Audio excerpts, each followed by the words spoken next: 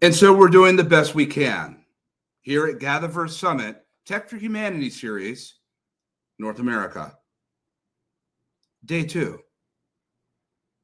Greetings and welcome to all of you that have come to join us from near and far and arrived from different spaces around the world at Transmetropolitan Transcontinental. For those that have returned to us once again after 33 global summits that we've had, with many more to come for 2025, where GatherVerse meets at this intersection of emerging technologies and humanity, with the vast considerations for accessibility, greater education, equality, community development, safety, privacy, trust, wellness, ethics, care, and compassion. And at this intersection is where we meet, where we come together to congregate to be able to express upon these things, where we assemble not just technology experts, but those that are experts in their domain, mainly and chiefly in the heart.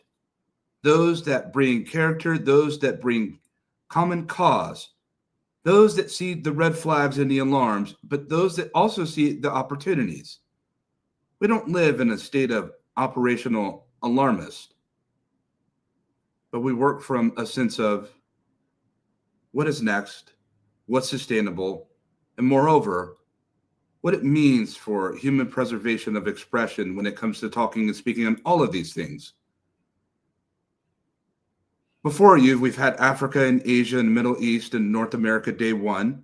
And next week, we'll sojourn over with our friends in Europe and elsewhere for people to speak on the things that are happening in the affairs of Europe at the intersection of technology, and South America as well. Now, we do these things as a necessity for that which is to come and that which is already here. We see what's happening in the world when it comes to hyperscale of innovation of artificial intelligence and emerging technologies within the greater ecohabitat itself. We see what the dawning is when it comes to physical AI and robotic systems and mechanisms and androids and more. What it means when we start to talk about neural networks and learning foundations and small model development that is taking off like anything we've ever seen before in non-deterministic agentic systems. What it means when we talk about extended chain of thought reasoning and memory and expansive memory, when it comes to the capability of you building out your own agentic systems and running it through evals and running the necessary tests to be able to see what you're about to present to the world in a world full of vibe coders. But when the vibe code says to the vibe coder, I don't need you anymore, we have a situation. And as I've been taught, some things just don't matter until it comes knocking on our front doors. But what if we can prevent what is to come prospectively? Being in sense that we're in a height of an AI global arms race. Is this the height, or is this just the beginning? Or have we barely even started?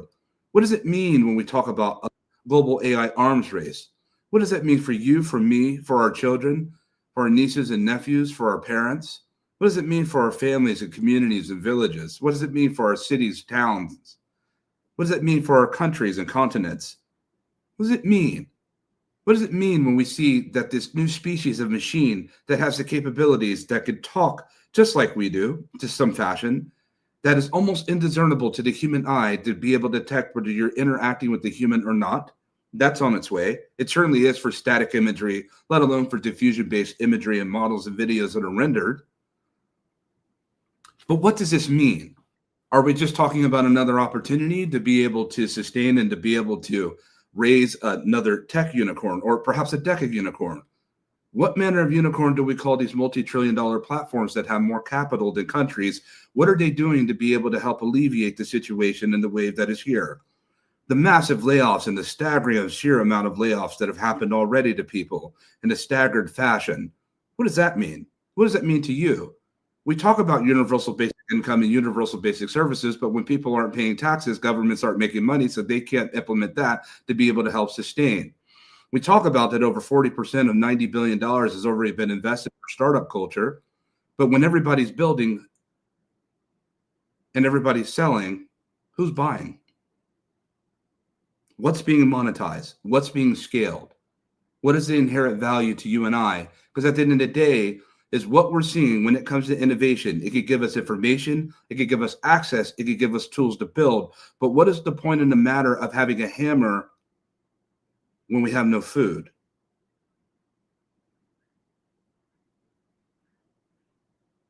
That's something to think about.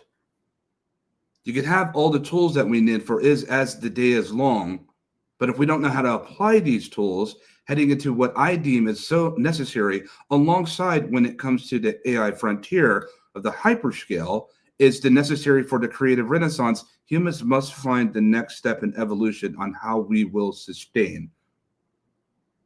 This is knocking at the door, amongst other things. We've assembled a roster of different roundtable speakers that have come to present themselves today and their ideas. Some will wave the flag of urgency, which is necessary. Some will share the palette of ideas, which is preferred also. At the self-same time, this is GatherVerse. Rarely do we have room for product presentations and promotions. There's other great and incredible conferences for that. I don't say that in jest. But here, we go beneath the surface and above. We chop real wood in the forest, and this is where we're headed. I'll leave you with this before we move on to this extraordinary roundtable discussion that we have coming up, led by Lin Jittao. I want you to consider this. We are speaking to machines, concatenative and parametric synthesis. We're speaking to machines, and they're speaking back more so than we ever have known, and more so than we ever have. What do we lose when we take even one step behind when it comes to human preservation of expression? Decentralized dominant social media platforms can determine who hears what when we speak algorithmically. Just because you speak doesn't mean that you're heard. In the GatherVerse, we do our level best to make sure that every voice, every expression, every sentiment, every convenience is heard and felt. Here at GatherVerse, all of it is well received. We are not algorithmically stopping that which is in your heart. Welcome. Tell a friend, tell a neighbor, tell a colleague. The GatherVerse.org is on once again. May our gather be well.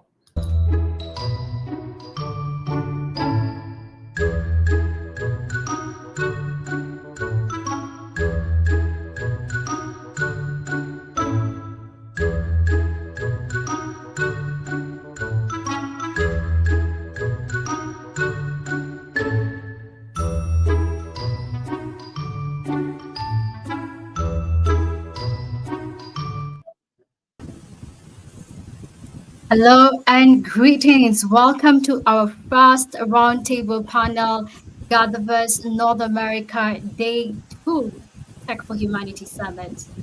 First of all, I'd love to really appreciate Christopher Lafayette for such a great introduction to today, and I believe he had so many questions.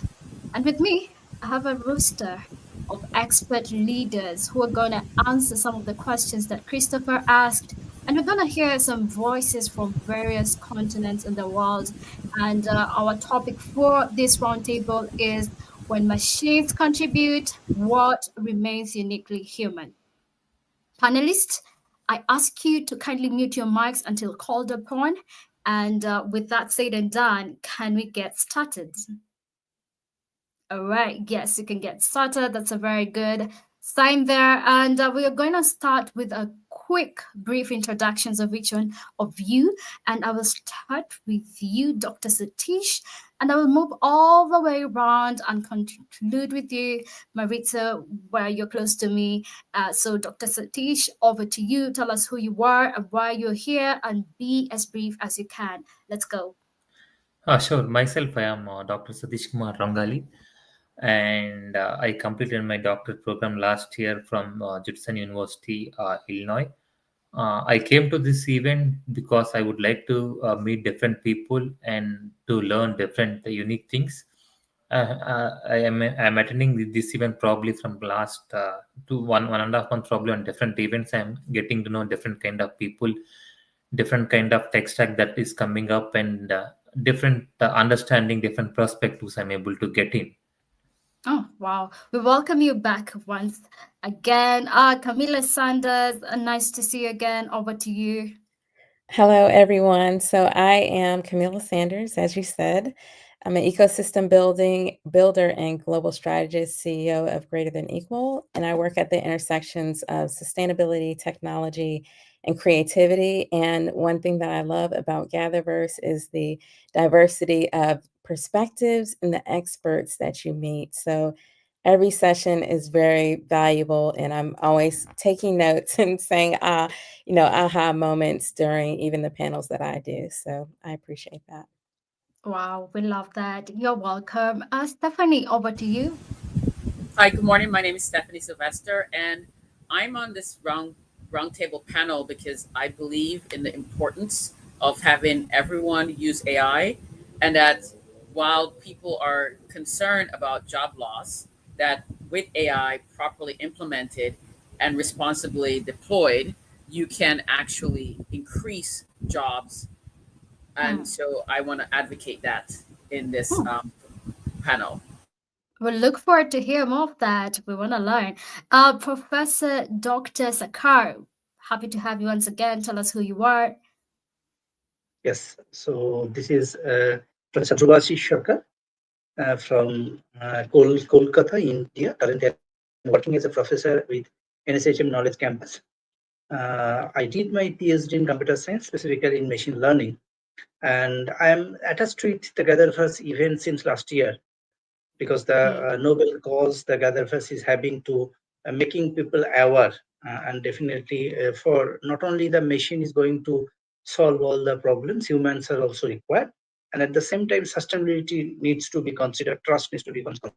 So the topic that GatherVerse and its organizing team is going to identify, that attracts me a lot, and this is the reason I am here to listen to other panelists, esteemed panelists, and to update my knowledge also, to share my knowledge and update myself. You're welcome. And we're here to listen to all of you. As Christopher said, this is where people are heard. Whitney, over to you. Tell us who you are. Hi there. Thank you so much for having me today. My name is Whitney Hart, and I am the Chief Strategy Officer at Avenue Z.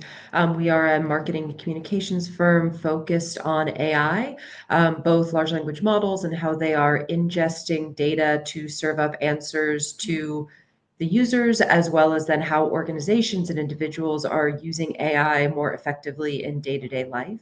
Additionally, I have a curatorial and cultural advisory practice focused on art and technology, and I've worked with institutions like MoMA, the Serpentine, the Musée d'Orsay on blockchain, artificial intelligence, and extended reality. You're welcome. We're very happy to have you here. I am not sure how to pronounce your name. I'm gonna need your help. I'm gonna need your help. And please tell us who you are.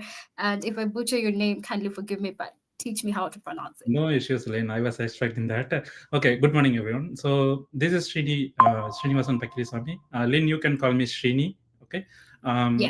So yeah, I'm currently director at SPL Consulting Inc. I have 2 decades of implementing, leading various complex digital transformation projects.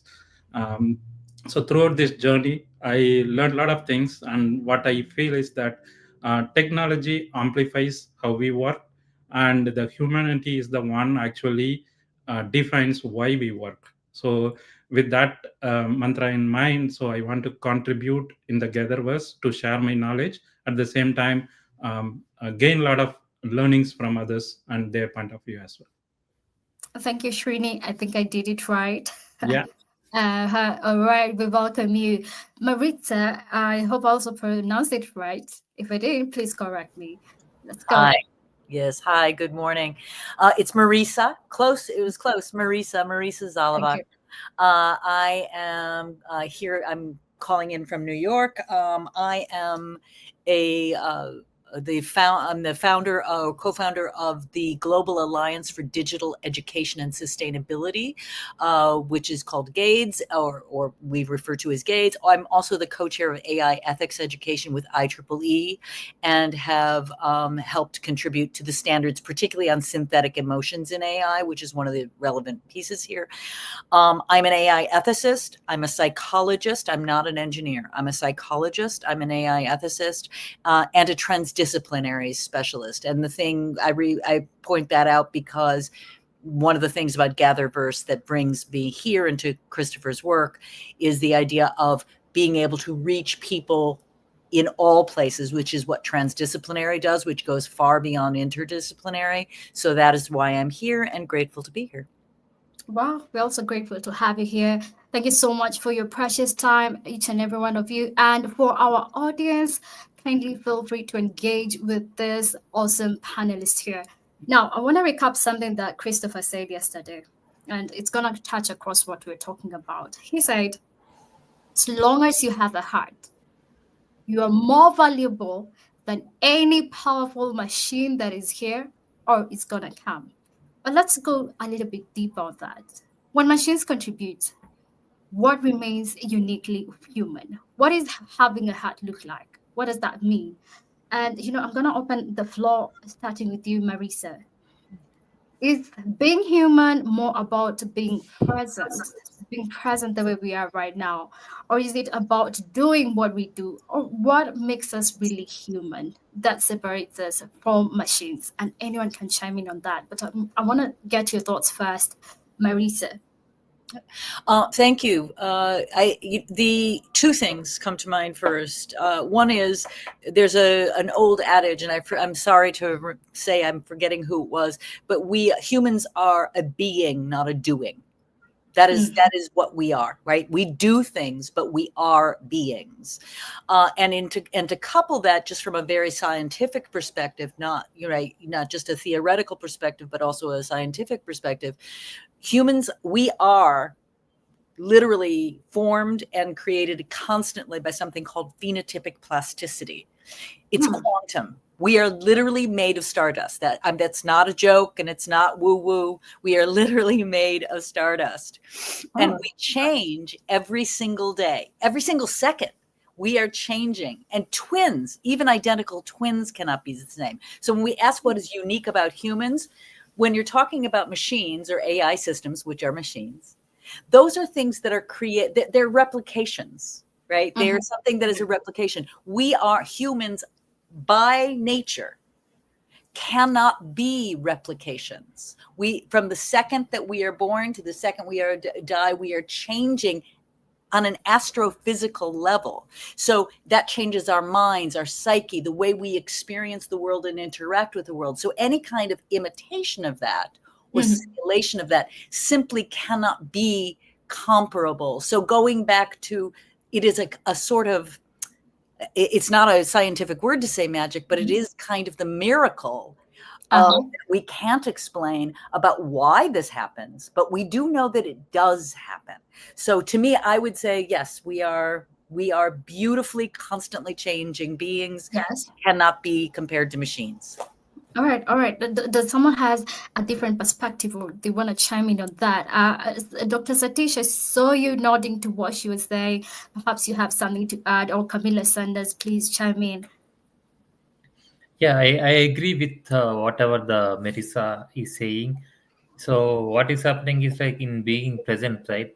Currently, so the main qualities I can say that human experiences, right, rather than machines, are like empathy, vulnerability, and certain kind of imagination. So these kind of things, it's very hard for machines to get, and particularly I can say more connection and bonding as well. So Yeah. this quality should be exist, because machines cannot replicate those kind of things, right? Machines don't have creativity. So whatever we say, it will go ahead and do it. But someone needs to say those kind of things, right? So those kind of imagination or intuition, right, should be there from humans rather than machines. All right. Yeah. Camilla, yeah. Sure. As people are talking, it makes me think of a lot of times as humans, we start to just do things. We're caught up in a system. We're almost like cogs in a system, speaking generally. Like we all know someone that doesn't necessarily always live out their humanity or their purpose or their why in their life.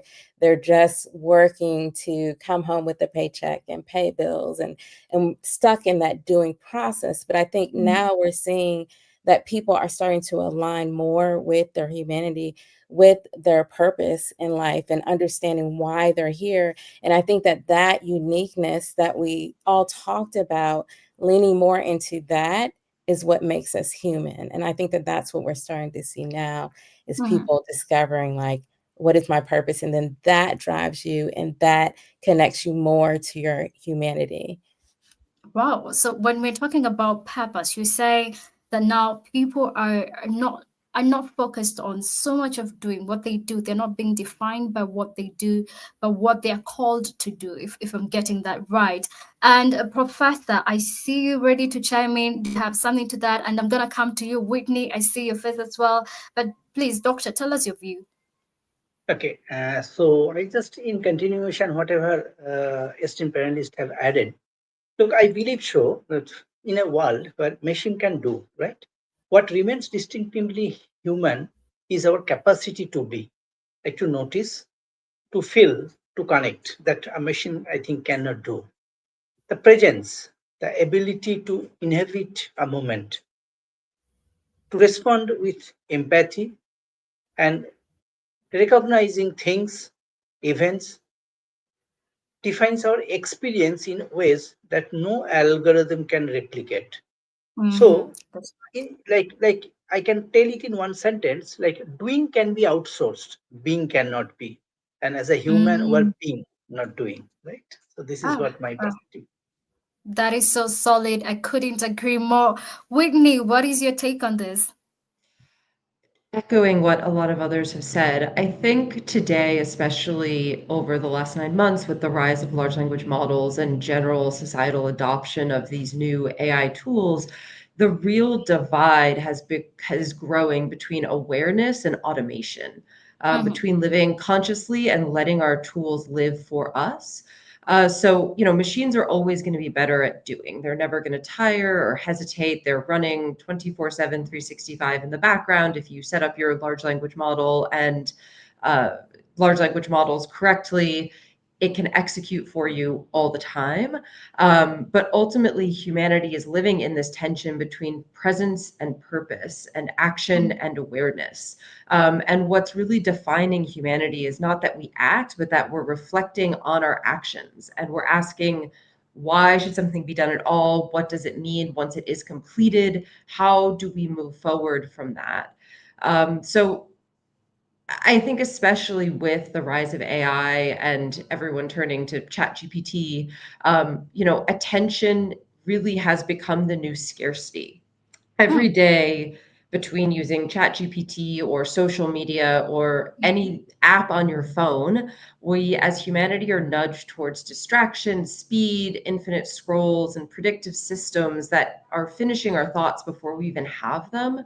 And so presence in that world is not passive, but it's rebellion. It's an act of rebellion and a conscious act of reclaiming our agency as human in a culture, a technology-driven culture that's ultimately profiting from our absence. So to go back to the question, is being human more about being present than doing? I would say that I don't think either of those is right. I would say, are we awake? Are we self-aware inside these systems we've built? And are we examining our motivations, our biases, our footprint to really reflect on what we're doing and why we're doing it? Yeah, that is very reflective, and thank you for putting that across. Stephanie, I'm shifting gears to even the creative side of things. So many of us have mentioned the creative side of things, but I'm coming to you, Stephanie and Shrivi. What inequalities distinguish the human experience if machines can replicate reasoning, prediction, and creativity? Stephanie, I want to hear from you. I would start by saying that we have heart. So we humans need to be able to be touched, interacted and communicated on a physical level. So something as simple as somebody holding your hand, shaking your hand when you meet them, hugging, being touched. Even if you have robots that can do that, it's still a metallic. The actual skin to skin. It's why people have pets to create a kind of bond. But even when you have a pet, the pet can't speak to you in a manner that a human can. And I believe that as AI evolves, what we'll see happen is that the AI will offload all of this work and all this doing that we have become so enamored with, that and use as an excuse for not to spend human to human time. And so now you're going to be left with a choice to say, I don't want to be with I don't want to be with you. I can't spend time with you because I don't want to be with you, as opposed to using work. And so I believe that with AI, if implemented responsibly, actually moves us closer to human connections. I will now have no excuse why I can't sit and talk to Whitney. Yes. The second piece of it is, with the proliferation of deep fakes, I will need to get to know Whitney on a human level, so that when I see something, I will be able to discern if that is truly coming from Whitney or not. So again, it's going to push us back to this need to meet people. And because I won't be able to interact with Whitney in a room with 100 other people, we're going to be forced to have these small, intimate gatherings. And so because we're going to be forced to have these small, intimate gatherings, what we'll have is we'll reinforce the ties and the bonds of humanity in a way that makes us less human, makes us feel more whole. I would profess or hope that would make us kinder and gentler to each other, and kinder and gentler to ourselves. And so that's kind of the way that we're pushing AI, is the concept of, if we can use AI to help improve your self-agency and self-efficacy, then you feel good about yourself. You're not going to be walking around trying to rain terror onto somebody else that does not look like you, that does not sound like you, does not believe what you believe. You're going to be confident with yourself. So that's where I say that machines are not going to be able to do that. Humans will. And with the help of machines, I believe we can get back there. Oh, all right. Stephanie, that was a very interesting angle. And actually, I would recommend, if you're just sitting next to someone, you can just hold them and tell them, I love you. You know, that is just one thing we can always say to each other than a machine, and we mean it. Shrini, tell me your angle. What do you think about this? If machines can reason, they can predict, they can create, what else? So they obviously, Lynn, they can do all of this. As someone said, they are the master of doing. They will be master of the doing. Okay, if we are trying to compete in doing, definitely we cannot beat the machines, right? So with the training data and the modern technology, when it emerges, definitely their reasoning, prediction, creativity will go up and up. They will be able to do a lot of more things. But what they cannot do, I will pose a certain questions, right? Say, I can give you a program to a machine to code it. It will code perfectly within fraction of seconds and give it to me. But the same code which a human being, which is written 3 a.m. in the morning after having a lot of cup of coffees, and the feeling after when it executes without error, right? That is what the differentiation between the machine and human being. Okay. There are so many other examples. Say, example, I can love somebody, but for some reason I can get angry with them. I am loving so much, but I also have angry with them for a reason. So these kind of complex emotions, right? That is what differentiate, that qualities, what differentiate us from machine. Yes, I really resonate with the emotions aspect of things. I am not certain. Are we gonna get to a place where machines are gonna get emotions? I am not certain. Perhaps someone can tell me out there in the audience as we shift to the other question. And I'm bringing it over to you, Marisa, and then I'm gonna come to you, Whitney, and then Dr. Satish. Can human emotions, actually, this is just the next question. Can human emotions and senses remain beyond the reach of computers, no matter how sophisticated they are? Do you see a place where human emotions and senses can be duplicated by machines? Yeah, it's a fantastic question, and it's one that we debated quite a bit. So we just created 2 standards with IEEE on emulated empathy or synthetic emotions in AI. And one of the huge challenges and problems there is people, even humans, understanding the emotions that we have that are involuntary. So many of our emotions that we have, we are sensing, right? Our emotion leads to behavior. Behavior is communication. Can machines duplicate that? They can duplicate something that was, but not something that is in that moment. There are differences in also empathy, huge differences in what empathy means. Just the definition. I'm sorry, I've got ambulance down the street. Huge difference in what the definition of empathy is. There's cognitive empathy. That's what machines do. It's feeding in what is translated that how would a human being would describe that. I'm so sorry about the ambulance. It's okay.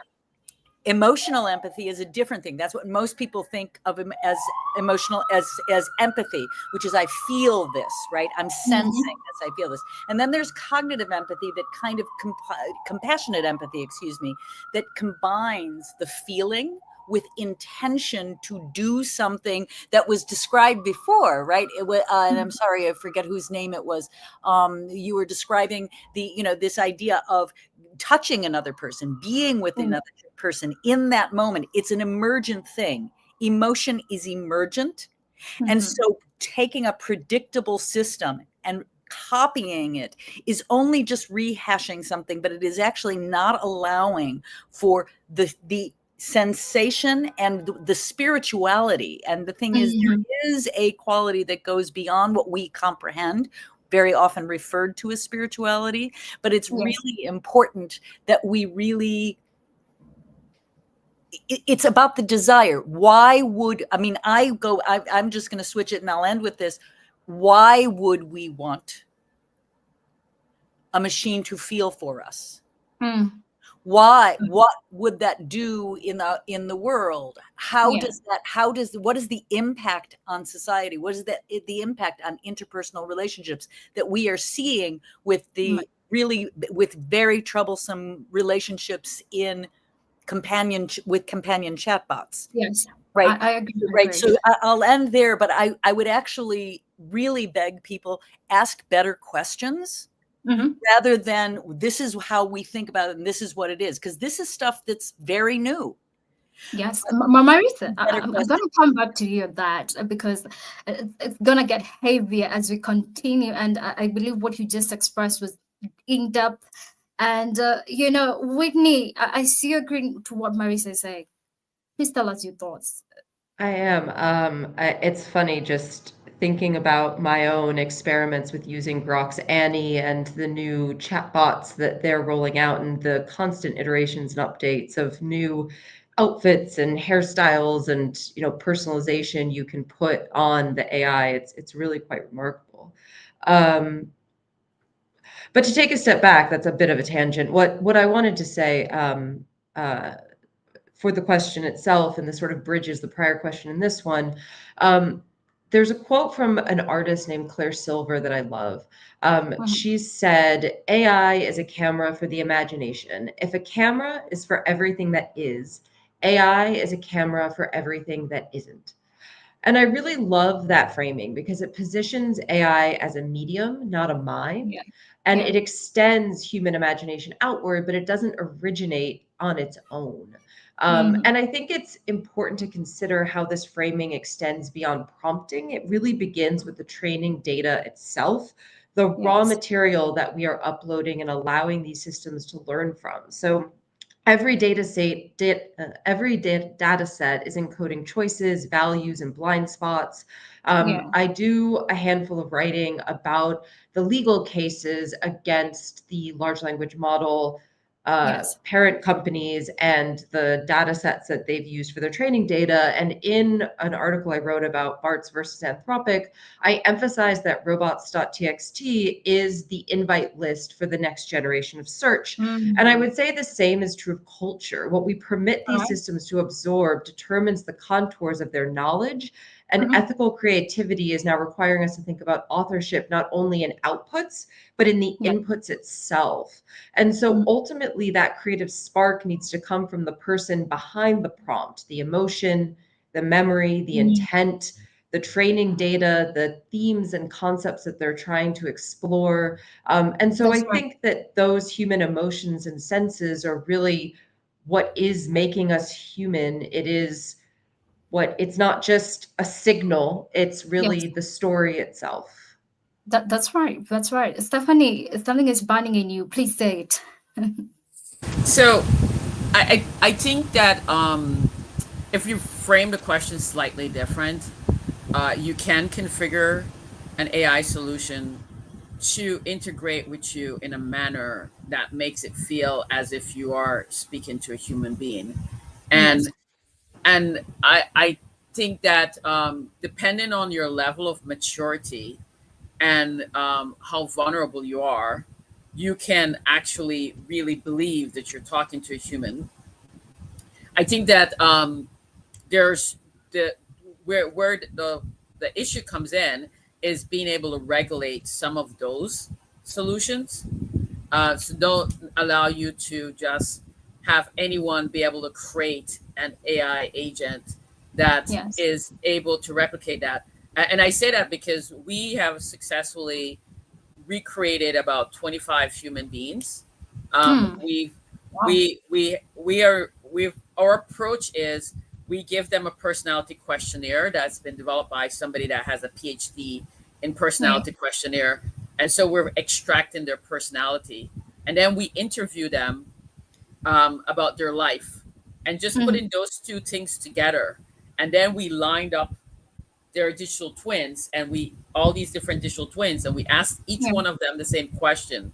And while the answer was the same, the way they expressed the answer was directly related to their personality. And you could see the difference when you line them up together. So I know that it is possible because we are doing it, but I think what happens is now doing it responsibly. Amazing. Thank you for sharing that. Marisa, I'm going to come to you. I see you. But let me just shift gears a little bit. I'm coming to you, Dr. Satish and Professor, and also Camila and Srini. In an era where machines excel at tasks beyond human capability, we were talking about doing. Machines are good at doing. How does that really impact humanity's sense of purpose? And I think we mentioned something to do with purpose, but how does it really impact humanity's sense of purpose? Dr. Satish, share your view on that. Sure, it impacts more kind of humanity, I can say, because the main purpose, right, is generally it will shift towards creativity, more empathy, and meaning making. And other than that, the human, right, they need to redefine their value, whatever the efficiency they are doing, right. So they should be beyond efficiency and whatever the expected output is there, right. We need to reach more. Other than that, I can say like the challenge is not becoming like a competition between the machines and humans, but it's like complementary with missions with going forward. And I can say like whatever the true purpose, right, I can say like it will endure in growth, and then the compassion and the pursuit of wisdom, I can say. Yes. All right. Thank you for sharing that. Professor Sakar, what is your take on that as well? If it is going to happen, then I think it is going to challenge.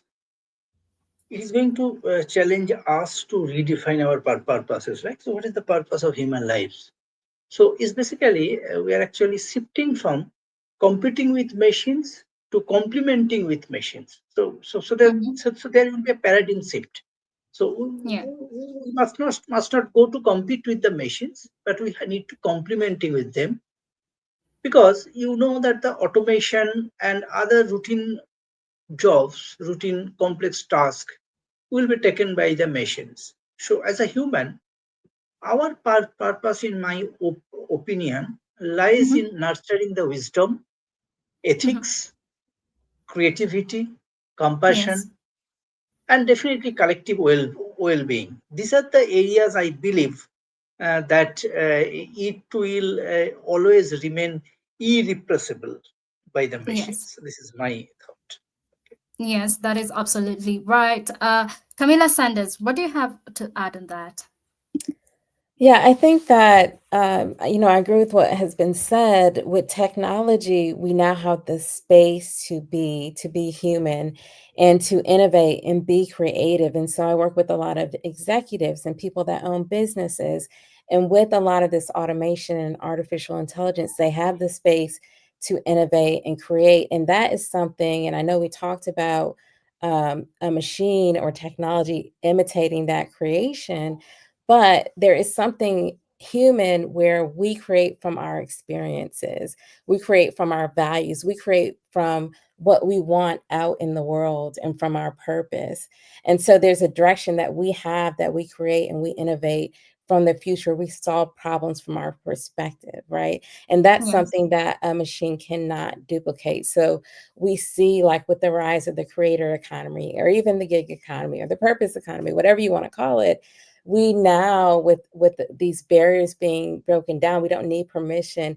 We can create, we can just be ourselves, and that can generate income and connection with other human beings and give us space to innovate the way that to innovate with purpose and empathy the way that a machine can't necessarily do. That is quite profound, and it really resonates. When we've just all expressed about emotions, can we just shift gears to the responsibility side of things? Srini, I'm very curious. Can machines ever hold a moral responsibility, or does accountability always have to be human? Whose responsibility is this? Is it both? Is it machines, or is it us? Tell us your thoughts. It's an interesting question, actually. But where we are now, definitely we haven't there to say that machines has to take a responsibility. But when things are evolving in the future, it's a really interesting questions. But there are fundamentally two things, Lane. One is the person who is executing or doing things need to have an intent, what I'm trying to do. And also they have to understand what is the consequences if I do at various outcomes. Machines runs on an algorithm. See, they can mimic, but whatever point we give inputs, training data, based on that, they learn and they can try to mimic the human, but never can have the same sense as a human being having. So if I do a mistake, the guilt which I'm feeling, machine can say what is guilt means, and it can define, it can put through all this, but it cannot go through the same pain I'm doing, which unknowingly I did something to someone. If I'm feeling that guilt, that cannot be replicated. That sense cannot be replicated.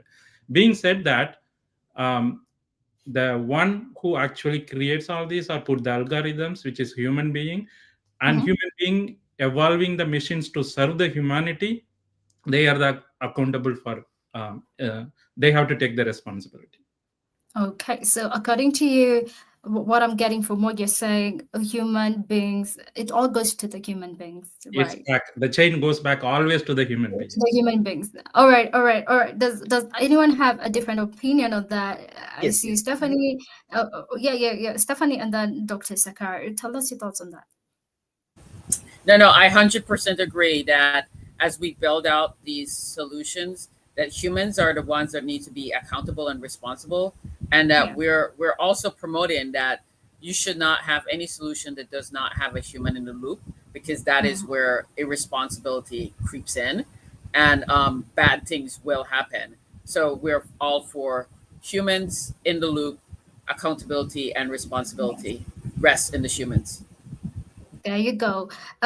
Professor and Camilla Sanders, this is getting very heated. Professor, tell us your thoughts on that. Yes, this is a very interesting question, and I am fully agree with whatever respected panelist has told. In continuation to the Srini's comments, I would like to tell that basically, look, if you would like to delegate the accountability to machine, So this is the fundamental question, whether we should delegate the accountability to machines or not in future. So that means we want that we are actually, we are going to a moral dimensions that is going to be handled by our own creation, because machine is a creation of human. So that means you want to tell that delegation accountability to machines is basically risk absorbing ourselves of the moral dimensions of our creation. I think that should not be, that cannot be, that should not be, because it requires the intent. Srini has already mentioned it requires that consequences and definitely the ethical, like basically reasoning. It cannot be algorithm, right? That is a thought-provoking sentiment there. You know, Camilla, and I'm coming to you, Marisa. Camilla, what is your take on that? Yeah, I just want to add that, yes, it's important to have humans and humans are accountable, but it's also important to have diverse humans behind what is being created. So it can't just be a monolithic, just the same people behind those creations, especially when you're talking about artificial intelligence. It has to be diverse in any walks of life, ethnicity, empathy. Like, you have to build, and that's really the accountability and the responsibility of the people that are building, but also the people that are listening to join in building, right? And have a voice, because we need that diversity and perspective with what we're building, because that is what is going to shape our future. Definitely. You know, Marisa, I'm going to join this question with the previous one that you wanted to contribute, and also Whitney and Dr. Satish. I want to hear from you on this. What role does imperfection and human limitations play in making humanity replaceable? We have weaknesses. I think that's why sometimes we innovate so much to replace our weaknesses, or to just to be a substitute to our weaknesses. But Marisa, perhaps you have a different view. I can actually combine all three things from my last statement, which is the first one in terms of responsibility, anthropomorphizing of AI. Any advanced system designed to present itself as human is deception by deceit. It's designed by deception. Designed by deception. Anybody who would like to read it, please look at my work, but it is designed by deception. The goal is to convince the human that it is a human, not a machine. That is deception by design. So with that would be our errors. I'm going to just go right to the errors. And I loved, Camille, what you were talking about the diversity. I know I look the way I look, but it should not be all looking or sounding the way I look or sound. First of all, the other thing is that when our errors, just as an art, my first work was in arts and arts thinking. Our errors are where our emergent creativity comes from. Our errors. This is, ask any artist. And it doesn't matter which art form. They come from those things. So our errors are in fact some of that beautiful kind of soil that our most beautiful creativity and imagination comes from. But I really want to stress the idea, because I've done a huge amount of work with humanoid robots and getting mind files that was described before, absorbing mind files. Things that this is not about human maturity. This is not. It's called blurral. It's mental entanglement. It's dual consciousness state. This is happening to people who are very, very mentally sound. And so this is really an important point that I always feel like I really need to make. We can use this for good, but I would like to see us be really, really highly careful about the anthropomorphizing. Oh, wow. Marisa, as I'm listening to you, I just feel like I want to take as much notes as I can. And when I'm listening to all of you, I need my notebook stack. And Whitney, what is your take? I see you agreeing with what Marisa is saying. What do you think? I completely agree with what the prior two have said, actually. I was going to chime in prior and say that, when I talked about Claire Silver, I was talking about the way creativity begins with the training data. And ultimately, I would say on top of that, morality begins with the design, the inputs that we're selecting, the guardrails we're enforcing, the systems of governance that we're building around these models. Every data set, model, and line of code is carrying the values of the people who shaped it. So it's so important to think about who is contributing, how they're contributing, and those inputs. And when it comes to imperfection and human limitations, AI is seeking precision, it's seeking perfection, and that perfection in and of itself is flattening this experience into predictability. And that imperfection is opening the space for empathy, for interpretation, for growth.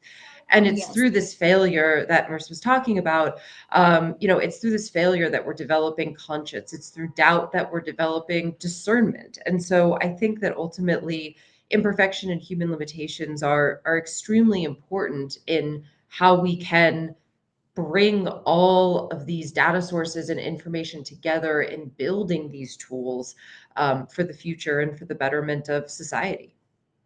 Whitney, that is well put. Dr. Satish, you were leaning in as she was talking. What was on your mind? My mind, like I can say, whatever the mistakes that we are doing, right, it will drive more kind of innovation, I can say, and more creativity and more adaptation as well. And other than that, whatever the generally humans have unpredictable nature, right? So most of the unpredictable nature, right, what it will do is like it will try to inspire more art and love as well. And this kind of imperfection, right, it will mainly it will foster humanity, and everyone are open to learn new things, whatever the things that are coming up, right, they need to adapt and they need to learn. And other than that, it can create more kind of empathy as well, because if some people, if they don't know, they will struggle and they will try to figure it out how it needs to be done. So this kind of limitations, it will create empathy as well.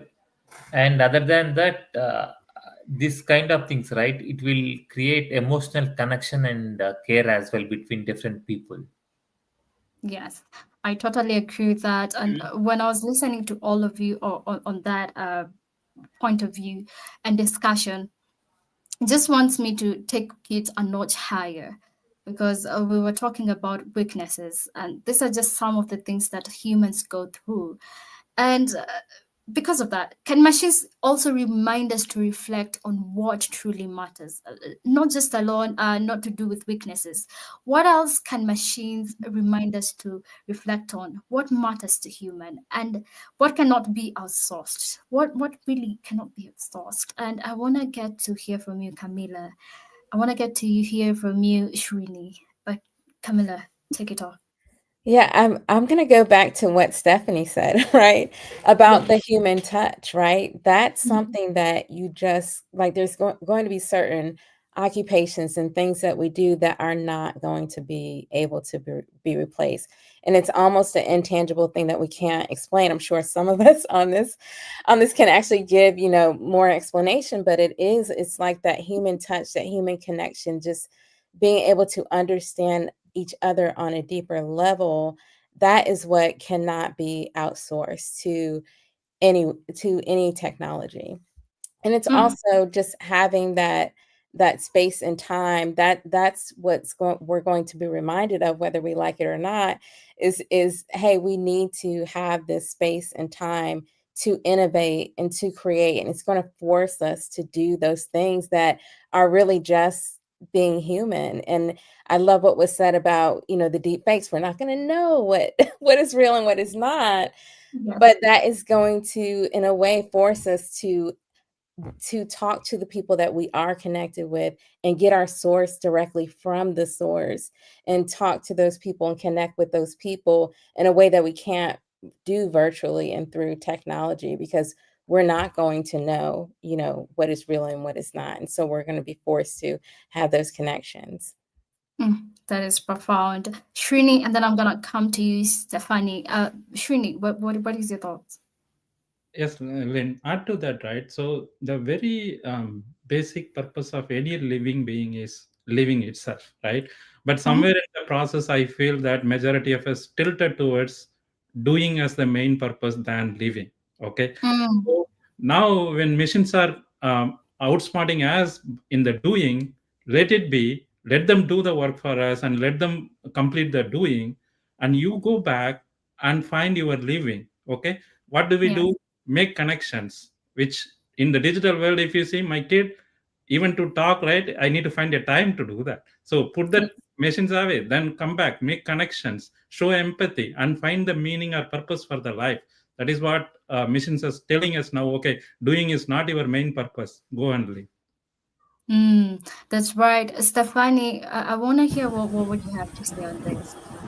So I believe that we're at a crossroads right now where some people are trying to use AI to replace human beings and to be able to do all that stuff. And Avatar Buddy absolutely believes that is the wrong implementation. So we're using the word wrong, like we're being judgmental with it, because if you are soft and you're kind of like navigating through, what ends up happening is that your message gets lost. AI should be used, and when used properly, when configured properly, should be used to help us be more of a human being, not less. It means that it should be configured responsibly so that we can get our jobs done in an accurate, more faster way. So we have time to spend with other humans in our lives.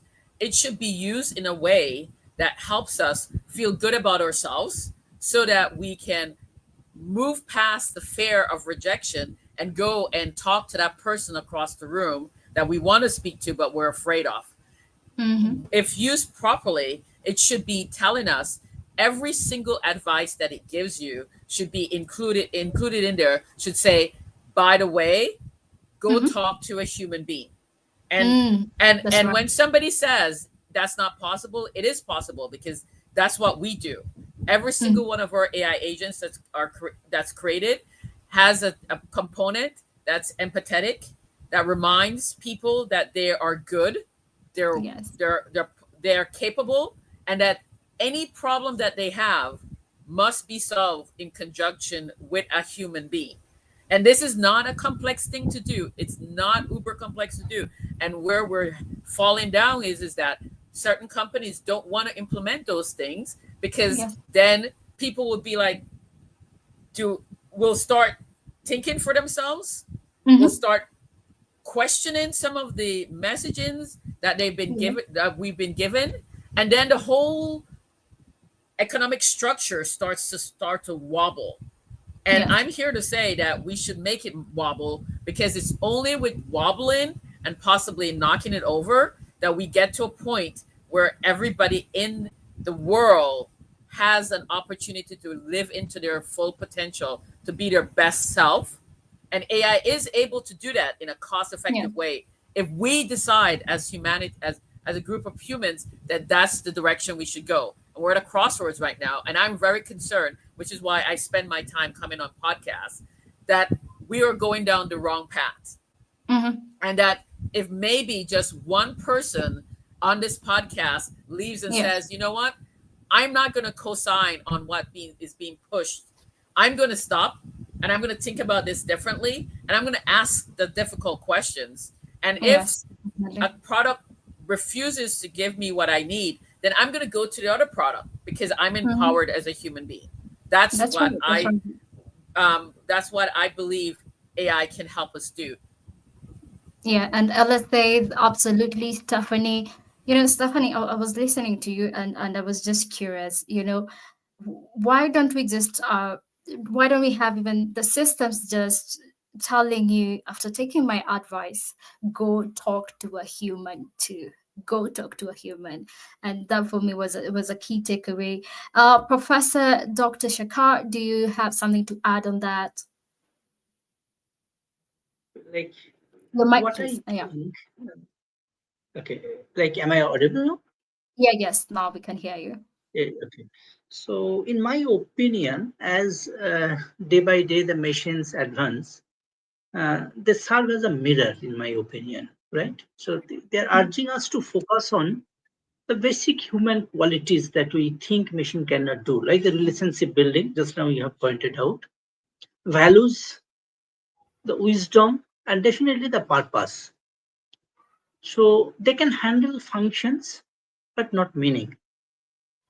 So that is, this actually remind us that the few features, like say, suppose kindness, the ethical judgment, the cultural continuity, love, these cannot and should not be outsourced. So as that must be with the human. And I do remember, as I'm sure you all know about Rabindranath Tagore, who is from the same place where I belong. So Tagore is having many such songs, philosophical songs. In one song, he has mentioned that the universe, the earth, the creation is only because of as human is there. Yes. We see that the moon is beautiful because we see the moon and then we can express. Moon was there since long, but then when humans sensed the consciousness was not there, moon was not expressed. So these are the unique qualities that the human are having, and I'm sure that we must inculcate this part, in my opinion. That is very profound. I'm seeing my time. I see it like a bell ring on my end, and our time is very short, but we're going to finish this briefly. And I want to hear from every one of you when it comes to responsibility and the message to the future generation. So what responsibility do we carry in teaching future generations to treasure what remains uniquely human, especially in a generation where young kids are now they're getting into the world where they have already gadgets. They have gadgets in their hands as small as 1 year old. So I want us to just give a message briefly, 1 second each. And I want to start with you, Marisa. What would you tell the future generations? What I would ask or invite the future generations, because I don't think anybody likes to be told, is to ask better questions, ask more questions. All right. Ask better questions, more questions. Even questions that can't be answered. Thank you. All right. Thank you so much. Ask more questions. Whitney, briefly, what is your takeaway for future generation? My takeaway is that what remains uniquely human is the ongoing act of awareness, and that is an act that needs to be renewed and protected and practiced every day. To me, the question is not if machines are going to replace us, but if we are going to remember how to stay awake inside our own creation. So my prompt for future generations would be to choose consciousness in a world that makes unconsciousness so easy every single day. Thank you. Shrini, briefly, what is your future generation talk? Yeah, I'll make it very simple. So don't try to be a human computer or machine, right? You be a human being. You're not a machine. So yeah, just be a human. Thank you so much. Be a human being. Dr. Satish, what is your message to future generations? So my message is like we need to preserve the storytelling and whatever the human rituals that are practicing, right? It should go on. And the other thing, they should respect technology and it limits as well. And it's how it limits as well. Yeah. Keep your stories. Keep your stories. Camila, what do you have? Yeah, for people teaching future generations or even future generations, I would say actions speak a lot louder than words. And think about the things that are human to you, that bring humanity, whether that's talking to someone, connecting with someone, having a conversation.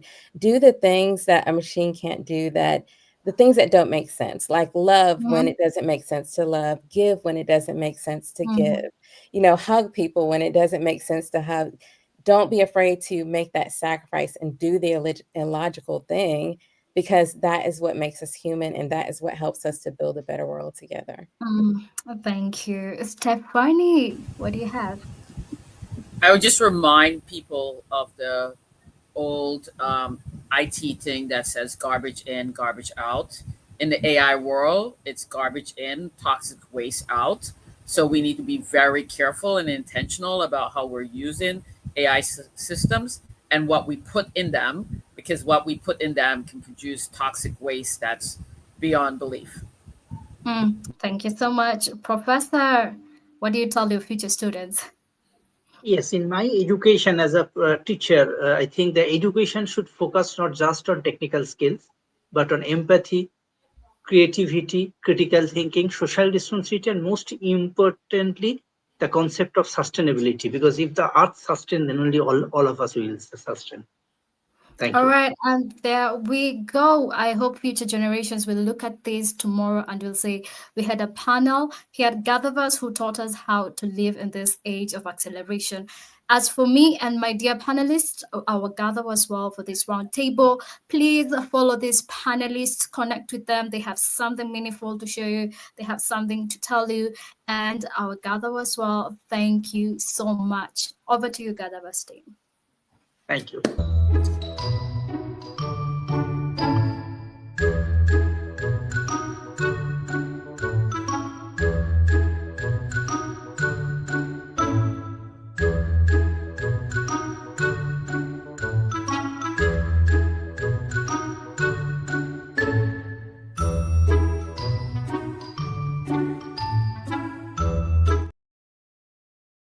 Hi, I'm Jeremy, CEO and co-founder of TrustBytes. And today, I want to challenge something we've all accepted as normal. What if the biggest barrier to human prosperity isn't lack of capital, but the lack of access to it? First, a huge thanks to the Tech for Humanity Summit team for creating this essential conversation and gathering. We talk about financial inclusion constantly. Every development conference mentions it. But here's the uncomfortable truth. While we debate solutions, 1.4 billion people remain unbanked. And the rest of us, we're paying medieval fees for digital transactions. Wire transfers cost $25. Credit cards take 2%. Remittances, the literal lifeline for families across continents, eat up to 6% or more. It's 2025 and moving money electronically costs more than moving physical goods. Imagine that. That's not market inefficiency. That's a tax on humanity. Let me tell you about something happening right now that should give us hope. A new financial infrastructure is emerging. One that's global, permissionless, and nearly free. We call it Internet Capital Markets. And it's not just about making trading faster. It's about fundamentally reimagining who gets to participate in the global economy. Think about this. Right now, if you're born in Lagos or Manila or Sao Paulo, your access to global financial markets is severely limited. Want to invest in US Treasury bonds? Nearly impossible. Want to buy stocks in companies shaping the future? Too many barriers. Want to start a business with global customers? Good luck with the payment rail. The system wasn't designed for you. But what if we could change that? And here's what's actually happening. Blockchain technology on Solana, for example, is processing transactions in 400 milliseconds at costs below 1/10 of a penny. That's not a future promise. That's happening today.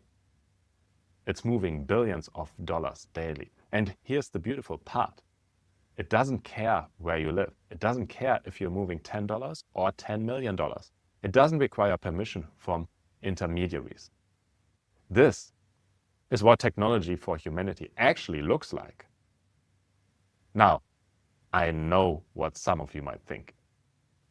Blockchain, crypto, that's for tech enthusiasts and financial traders, right?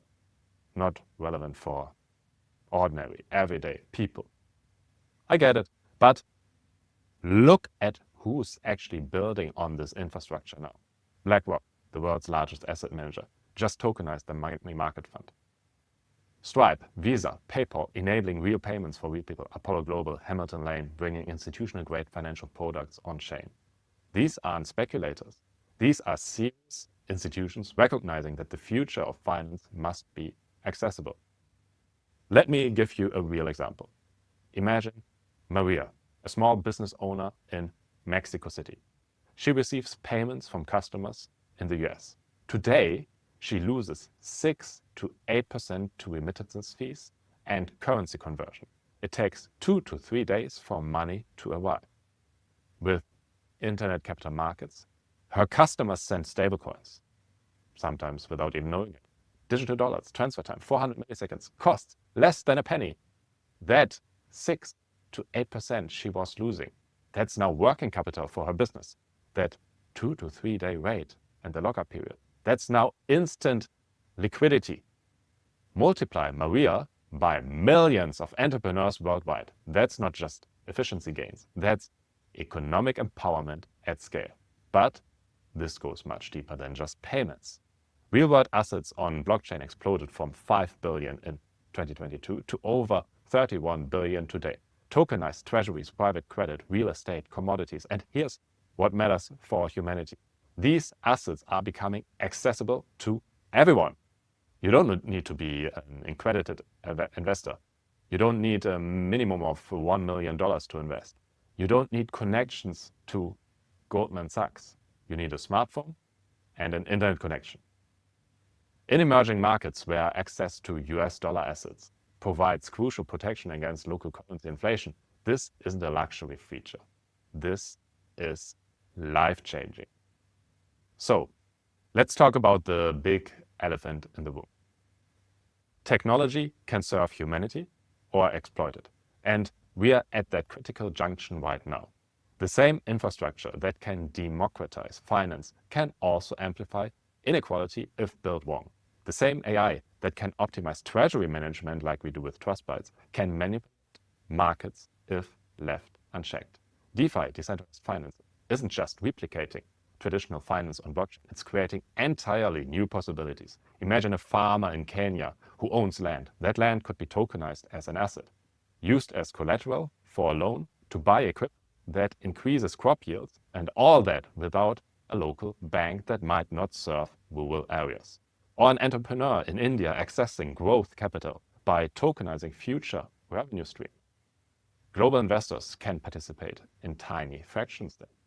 This is what internet capital markets really means. Capital flowing to where it creates the most human value, not where it finds the most political connection. But we need to be clear about the challenges. Financial literacy remains a huge barrier. Regulations are still evolving. User experience and security need massive improvement. And we need to ensure this technology doesn't just create existing power structures in just a new form. The promise of internet capital markets isn't just efficiency. It's equity, it's access, it's empowerment. So where does this leave us? Internet capital markets are like electricity. The technology itself is neutral. What matters is whether we build power plants that serve everyone or just the neighborhoods that can afford it. Right now, we have a brief window. The infrastructure is being laid. The standards are being set. The rules are being written. We, together, can build a financial system that serves all 8 billion people on this planet. Or we can recreate the same exclusive system with just newer technology. The choice is ours. Technology for humanity means building systems that lift everyone, not just the ones who were already winning. Let's choose wisely. Thank you.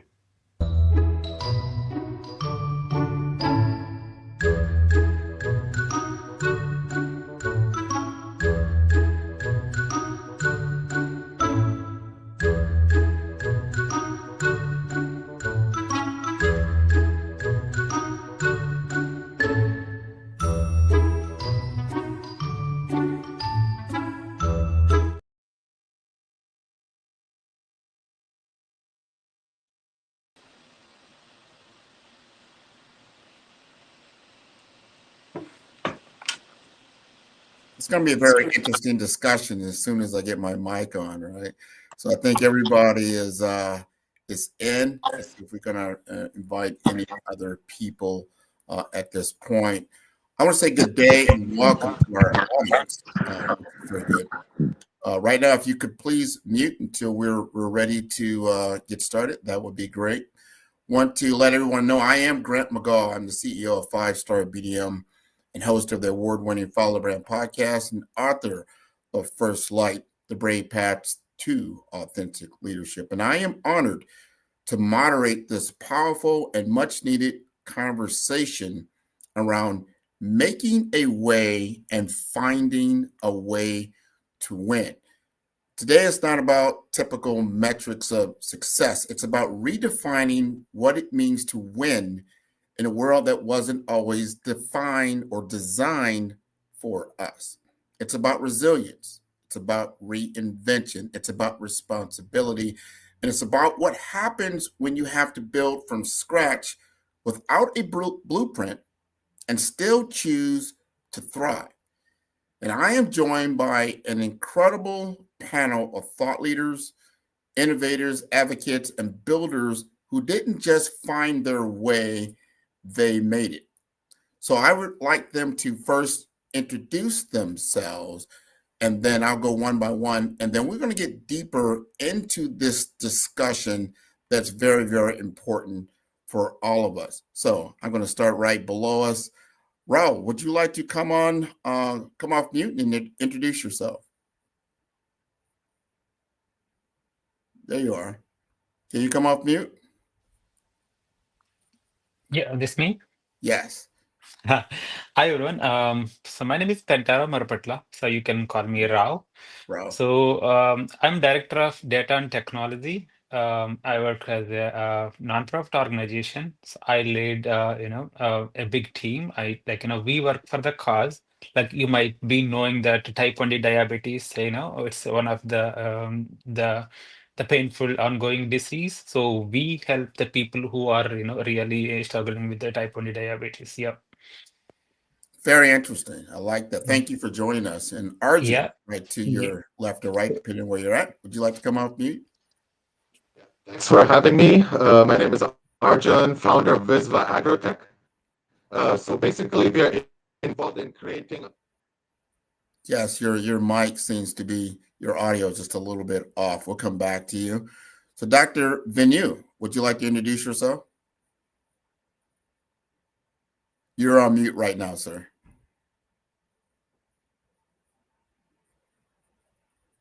Oh, you're still on mute. Can you come off of mute? Yeah. There you are. Yeah. My name is, Venu GR. I'm the one who is a board of director and implementing AI in governance at the corporate level, at board level, how AI is going to change. Oh, look like he is also having a little mic issue, but he'll be, Yeah. there he is. He's back. Mm-hmm. Yeah. Society of, Literature. Oh, he's dropped off again. We'll wait till he stabilizes and he'll come back on.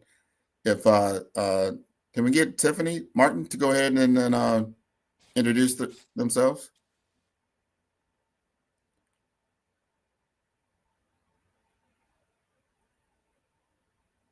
Are you off of mute? Yes, yourself. Right now, I'm seeing you on mute, or we're not hearing you clearly. Yes. No. Yeah, we can't hear you.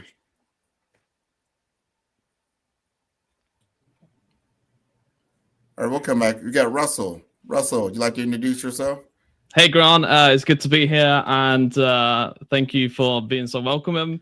My name is Russell. I am Director of Partnerships at GatherVerse and also co-founder at JustVerify. And at JustVerify, we're focused on verifying, well, our mission in a nutshell is to verify the integrity and trustworthiness of AI models to ensure the responsible adoption across the world, basically.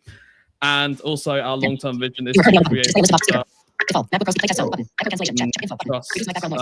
having negative feedback there. Can we get yes, thank you for muting. There we go. And and also our vision is to create a future in which everyone can trust AI as well. So it seems to be we are having technical difficulties, Grant, behind the scenes, but obviously I'm here to also join the discussion. So feel free to ask me any questions and I'm happy to participate. So thank you for having me, Grant. We're going to bring you definitely in. I mean, this is a discussion for everyone. I want to make sure our audience also understands that we want their input, that this is a group discussion. It's actually a worldwide discussion because it affects everyone. And we've got Arjun back. I wanted you to go ahead and introduce yourself. Hopefully your mic is not working properly, so go right ahead. Yeah, so I'm the founder of Visva Agrotech. And so we're basically converting greenhouses into vending machines. We're automating the process from seed to harvest and delivery. And with a direct to business consumer, where the consumer will walk into the greenhouse and directly purchase their freshly harvested produce. So that's the vision we're building, based in Montreal and Canada. And our mission is basically to enhance food security and bring fresh, pesticide-free produce to local communities. Excellent, excellent, excellent, excellent. So, Tiffany, can we get you to come up here and introduce yourself? Can you hear me now? Yes. Good grief. All right. The world of technology, huh? No, I'm founder and CEO of Visiotech. We are a social tech company working on emerging technologies, but we focus on AI solutions, cybersecurity solutions, as well as training. And so we are really grounded in the notion of the curb cut effect, in which we reach for the margins in hopes of getting everybody in between. So this is interesting. I want you to stay on and talk to us a little bit more, because we're going to get into this discussion, and everyone is definitely, it's an open mic, open discussion, as if we were sitting right in front of each other, having a discussion around, and I'm going to say, like in the corporate world, it's all driven by profit, right? Mm-hmm. And so when we understand that, we have to understand what winning looks like. When if the only evaluation metric is profits, how do we win? We have got to rethink this. And how can we define winning when evaluated beyond just profits? What does it mean when you're not just measured on just your titles or your dollars?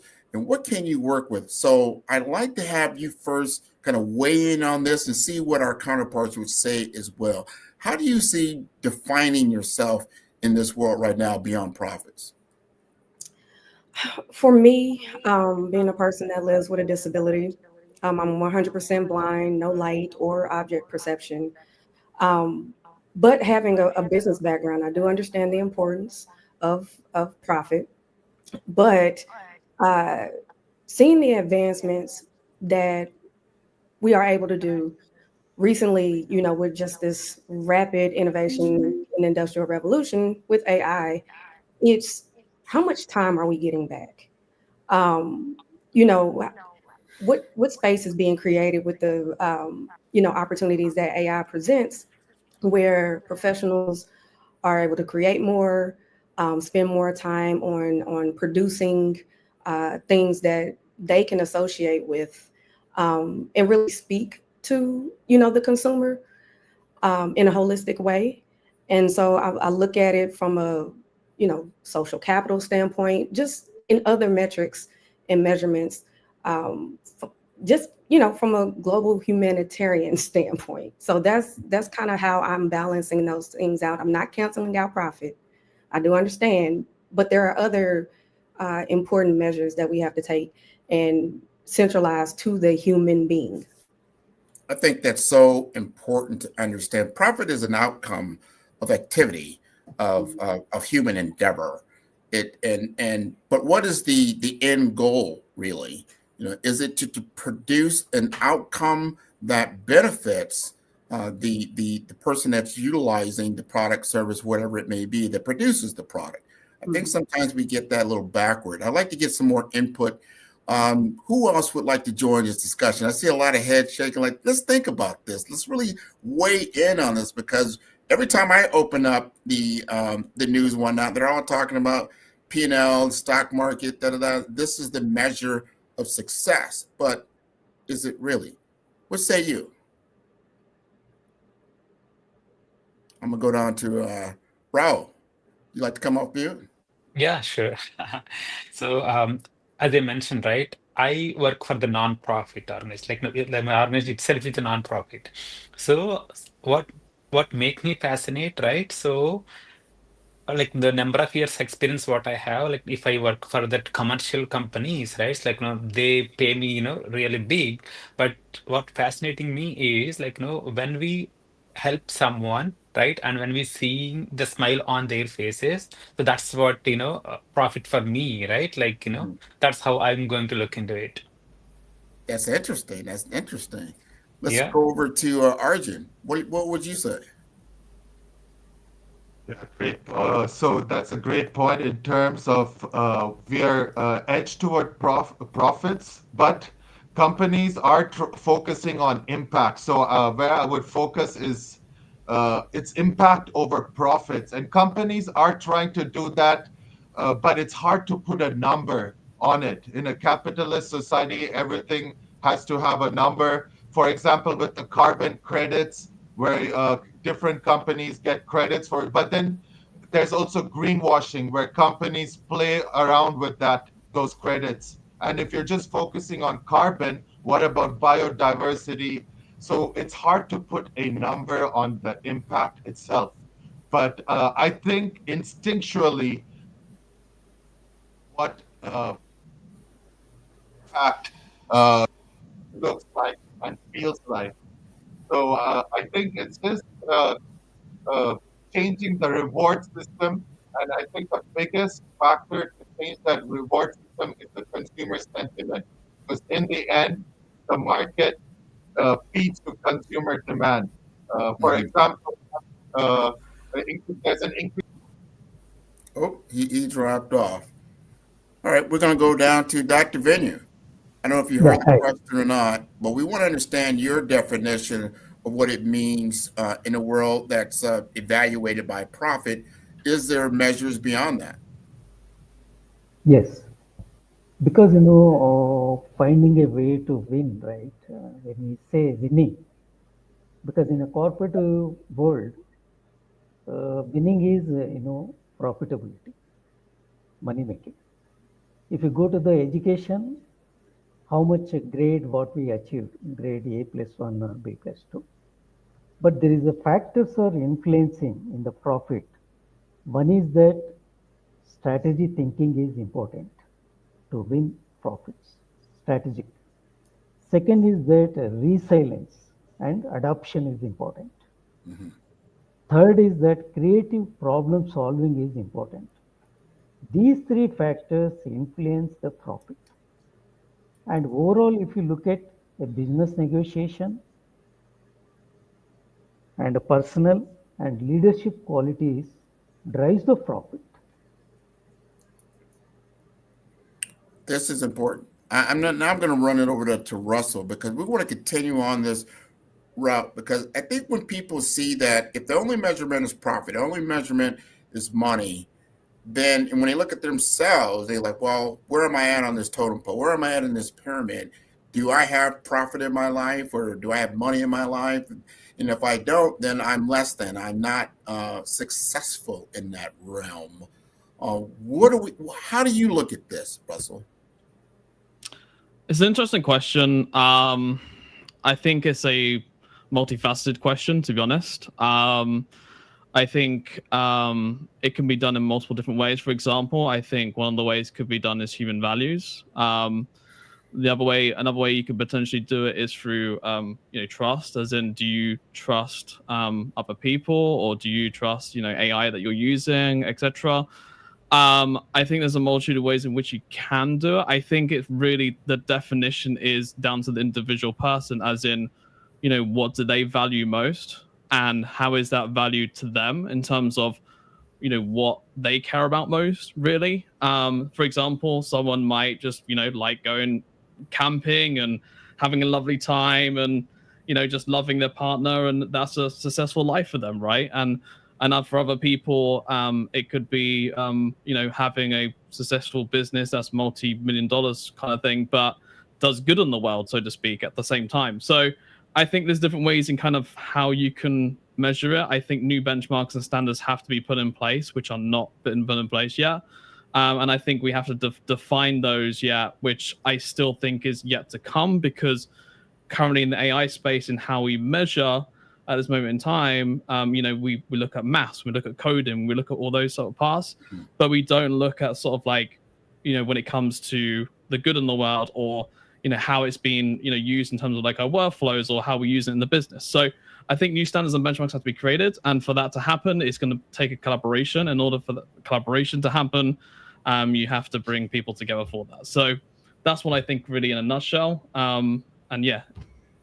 No, what you're getting to is that when I look at this, and I've heard from all of you, it's about narrative. What is the narrative in the world today around business and the purpose and what we're doing? And at the end of the day, it's all about a P&L sheet, some kind of spreadsheet that says, hey, we won or we lost. And that's the end of the day.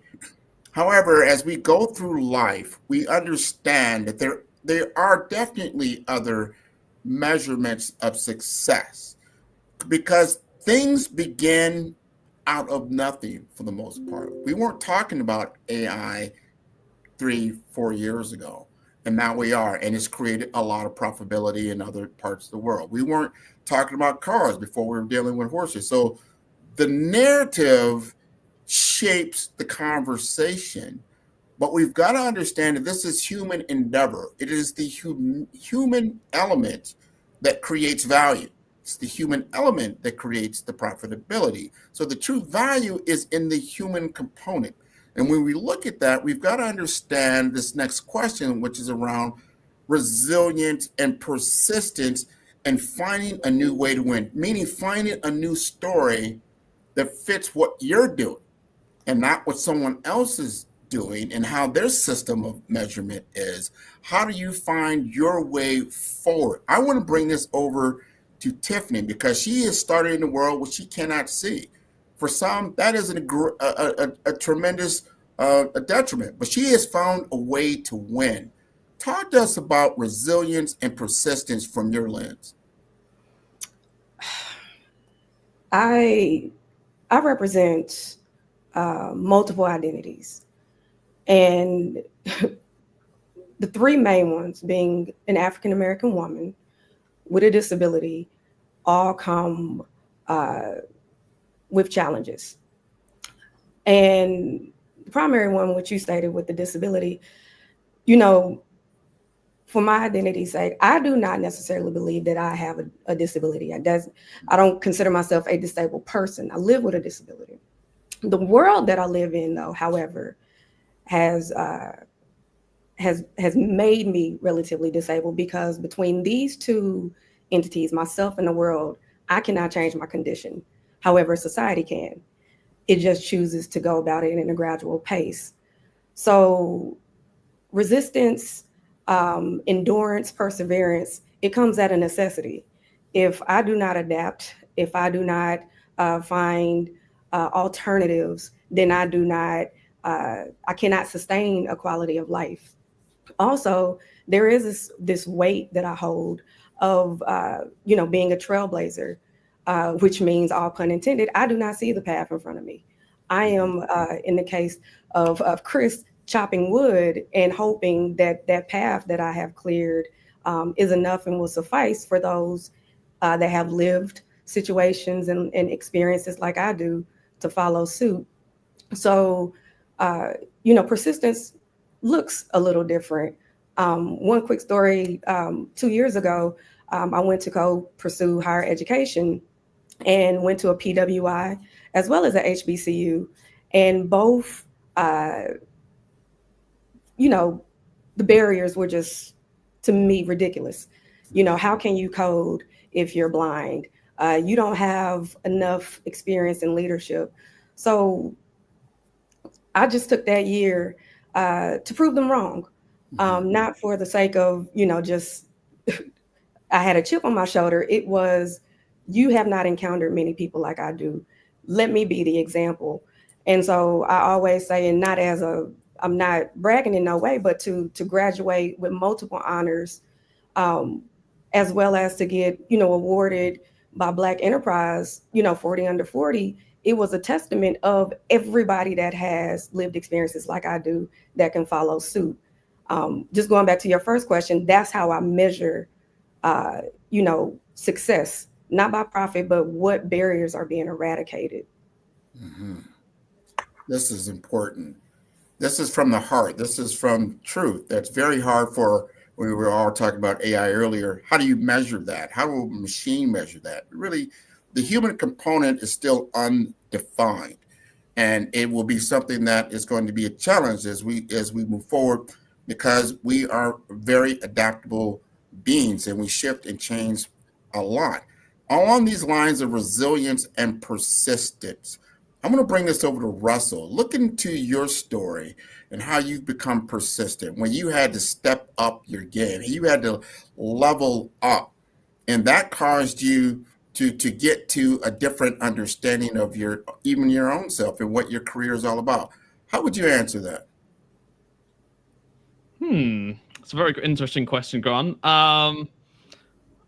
Honestly, persistence and resilience is all about getting back up on the horse, so to speak, and riding again. It's all about being knocked down and getting back up. It's all about being consistent too. It's all about also learning from your mistakes and growing from them and becoming, I guess if you want to call it in a nutshell, 2.0 of yourself. Resilience and persistence is part of becoming the best version of yourself, so to speak. Also the best version when it comes to your business too, right? In terms of growing it, you're going to find, you're going to face a lot of challenges. You're going to face a lot of hurdles.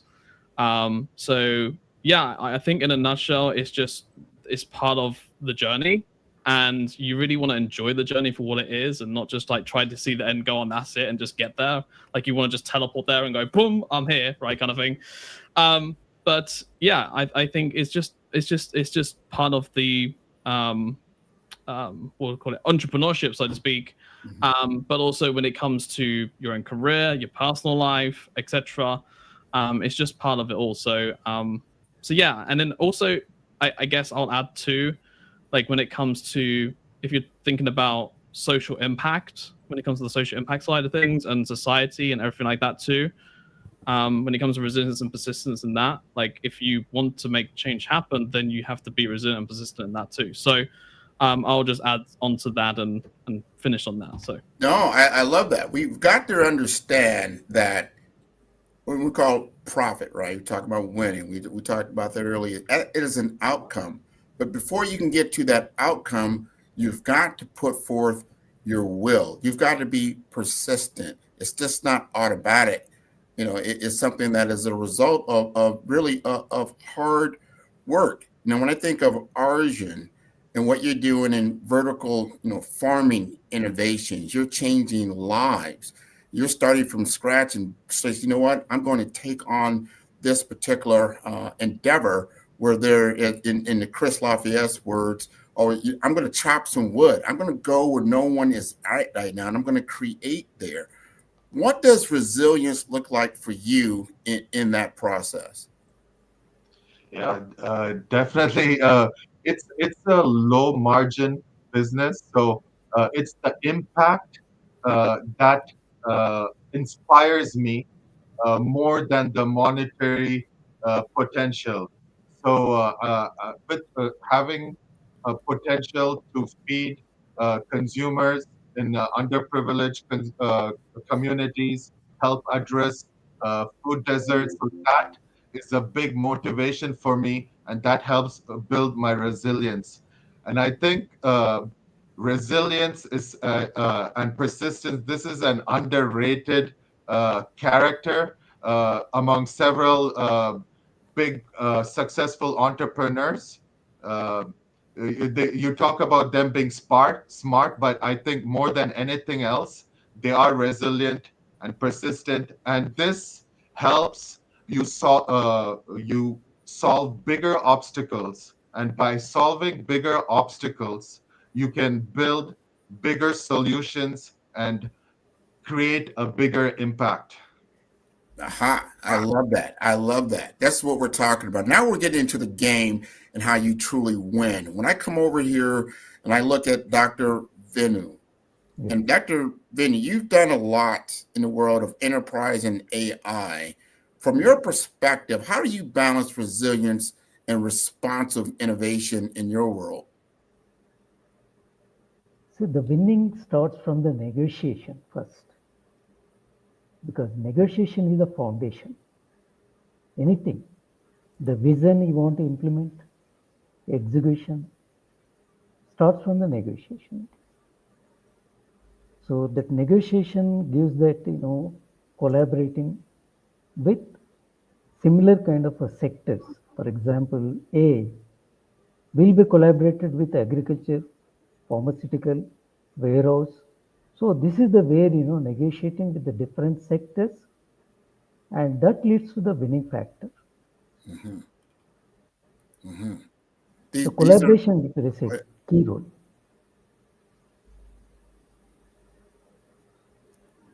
So I've heard what you said, and this is important information, especially coming from an engineering background as yourself.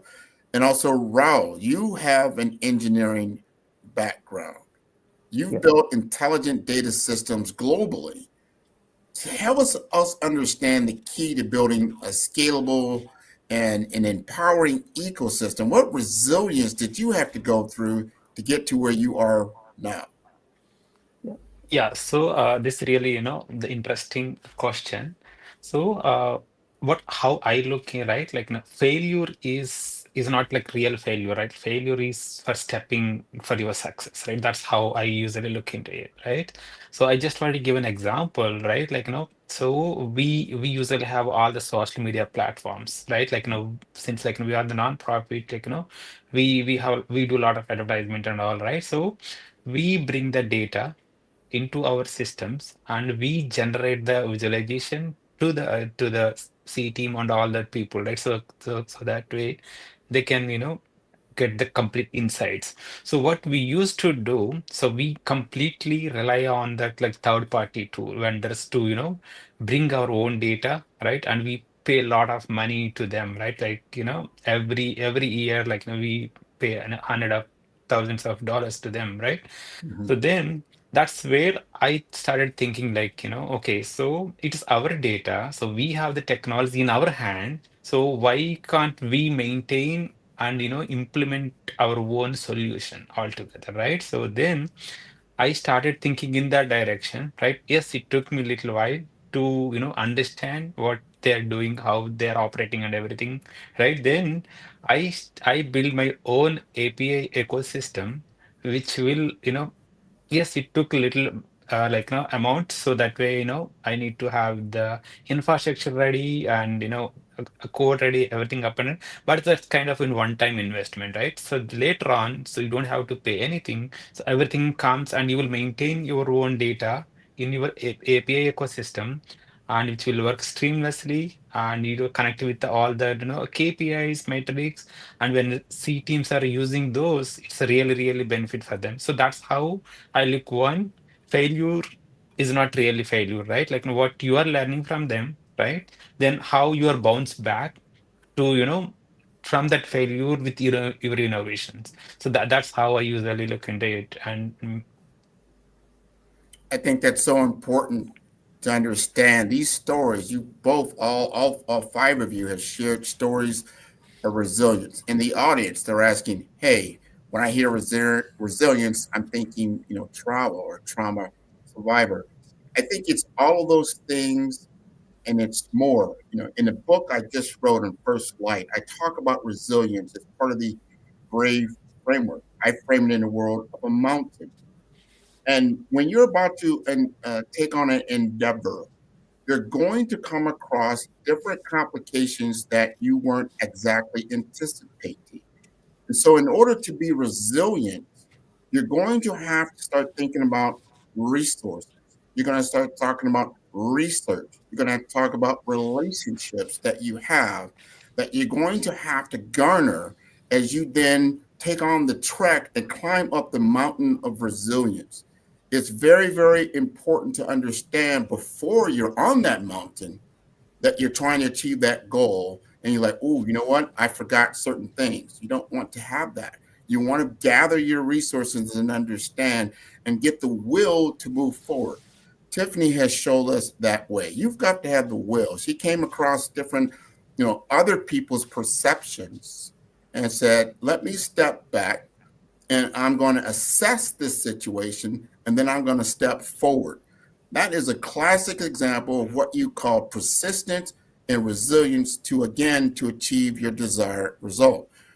Now, the next question on our table is about resilience and innovation. Is it more about staying persistent or recognizing the right moment to change direction?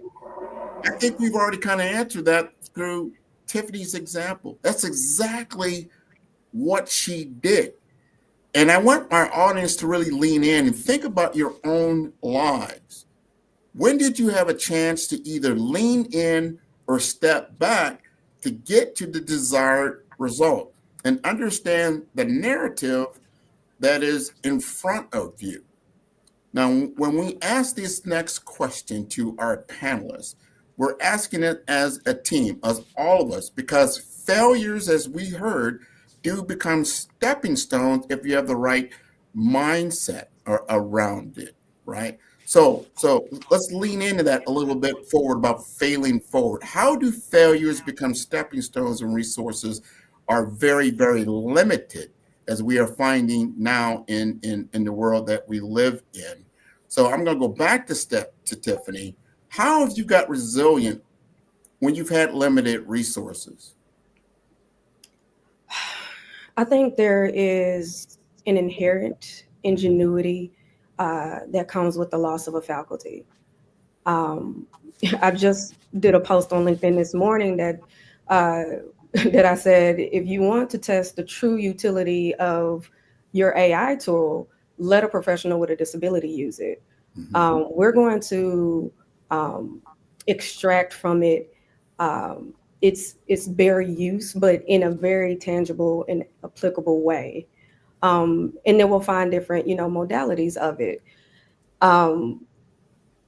Even with the clientele that we have, anytime we are, a client comes to us, they are pretty much at the brink of failure. Specifically with compliance, we created a framework called the Accessible AI Quotient Framework. And we really try to press accessibility from the start. But most companies, when they come, they're trying to meet a compliance issue, whether through the EU Act or Section 508 here domestically. And so we welcome, those failures. We let them know, like, it's not an issue to be ignorant. It's an issue to stay ignorant. And once we, have identified where that gap is, it's a learning opportunity. What can we gather? What can we, utilize, recycle? It's what can we salvage at that point? And so, like for me, it's always going to be a trial and error. But I try to use my lived experience, kind of going in blind, to relate to others and let them know that, hey, it's understandable. Let's move forward. This is important. I'm gonna go back to Raul. In this moment, when you had to think about changing direction, what was going on with you in your mind? And you said you failed forward. You were doing those things, but you had to make the change at the right moment to get to the better result. What changed for you? So yeah, definitely, to me, understand where I am failing, right? If I don't understand completely, I'll take a step back and take a little time, right? It's okay to understand the situation, right? And come back and prepare the prep work, right? So kind of, the workflow. So unless until I don't understand where I'm failing, definitely I'm not gonna, see the success, right? So that is the key for me. Then come up with the plan. What are the resources I need to overcome to achieve my goal, right? So yeah, so those are the two lens I'm usually looking into it when I get that any failures. This is important. I'm going to go back to Dr. Vinny, because as an engineer, and we've heard along, if you've been following GatherVerse, you've listened to a lot of these roundtables, you listen to a lot of people talk about humanity and tech. It seems like a pivot is required in the engineering of artificial intelligence, as it seems to be leaving parts of humanity behind, that it's not being inclusive in its application. As an engineer, someone who develops these types of systems, do you come across moments where you say, you know what, we need to make a pivot? Yeah. One is that, change direction. If you look at two, one is a traditional, another is artificial intelligence, what we are using. If you look at in the both, one is that a physical act in our path, because of what we are taking the direction, it will change from the direction. That is called, one is that. That another is that shift. For example, we have been planned program 1 and program 2 and program 3 in the traditional way. But when we use the technology, that direction gives a change of, you start from plan 3 to achieve your desired result. So that is the way the change of direction will decide on the algorithmic way, a systematic approach. And human and artificial intelligence. Because human behavior, the change accepts from emotion, and artificial intelligence take the decision non-emotional. That is the basic difference in that. Because artificial intelligence is relying on the database which is having the backup source. But human intelligence is taking the decision of changing depending on the circumstance influence. Because if your 4 people are sitting together and 3 propose to go for a movie and 4th one accepts because of to please other 3. If you look at the artificial intelligence is there, and it will go and evaluate the change because the time is appropriate to go for a movie or not. Is it a right day? Or the movie theater is nearby the location? How much time we are spending? It will give so many questions before taking a decision. That is what the change of direction influences human life. This is all important to make those pivots, even though, we talked about profit earlier, it's going to cost you money, but you've got to make the right choice. Sometimes it's the hard choice. I want to go over to Arjun. I saw you shaking your head. What say you? Hello. Yeah. I look at failure itself as a learning experience. Just want to elaborate on that. You learn a lot more when you fail versus when you succeed. So you can look at it as a stepping stone to success. Basically, for example, when I started the business, I just wanted to sell these greenhouses, but then I figured out they were mostly unprofitable. So I could have looked at that as a failure, but I adapted to developing the technology to adapt. So yeah, I'm here because of adapting and because of failure. I think we all are, if we really, really think about it, that we all are failing forward to a certain degree. We all start with some knowledge, but not total knowledge. And that's a path forward to get to that point of being totally informed about certain things. Now, I'm going to go over for this last one, because I know you've been listening to all of us talk about this particular subject, Russell. What say you? Honestly, it's such a, honestly, I think it's a mixture of everything in which everyone said. I think when we're talking about innovation and working at the front lines of, blockchain technology, AI, crypto, etc., when we're working on the front lines of all this technology, it's always going to be a fallover, as how you say it, Grant, right? It's always going to be a failure to it, and it's always going to be trial and error. Are there going to be mistakes that people make? Yes.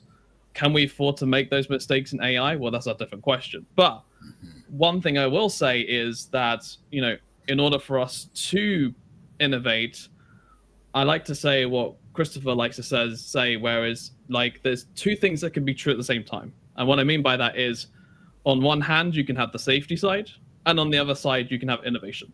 Okay?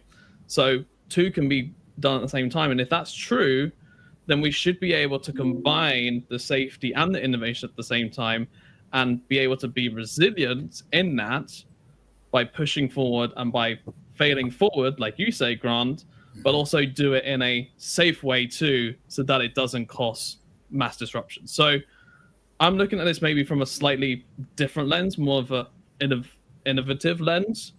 Obviously what I do, but also on a personal note too, like I have to make sure that I'm pushing myself forward every day, that I pivot to on a day-to-day basis. If this task is not going right, I need to go another task. If this AI isn't working right, guess what? I need to find a different AI, etc., etc. So I think this is all encompassing of it all.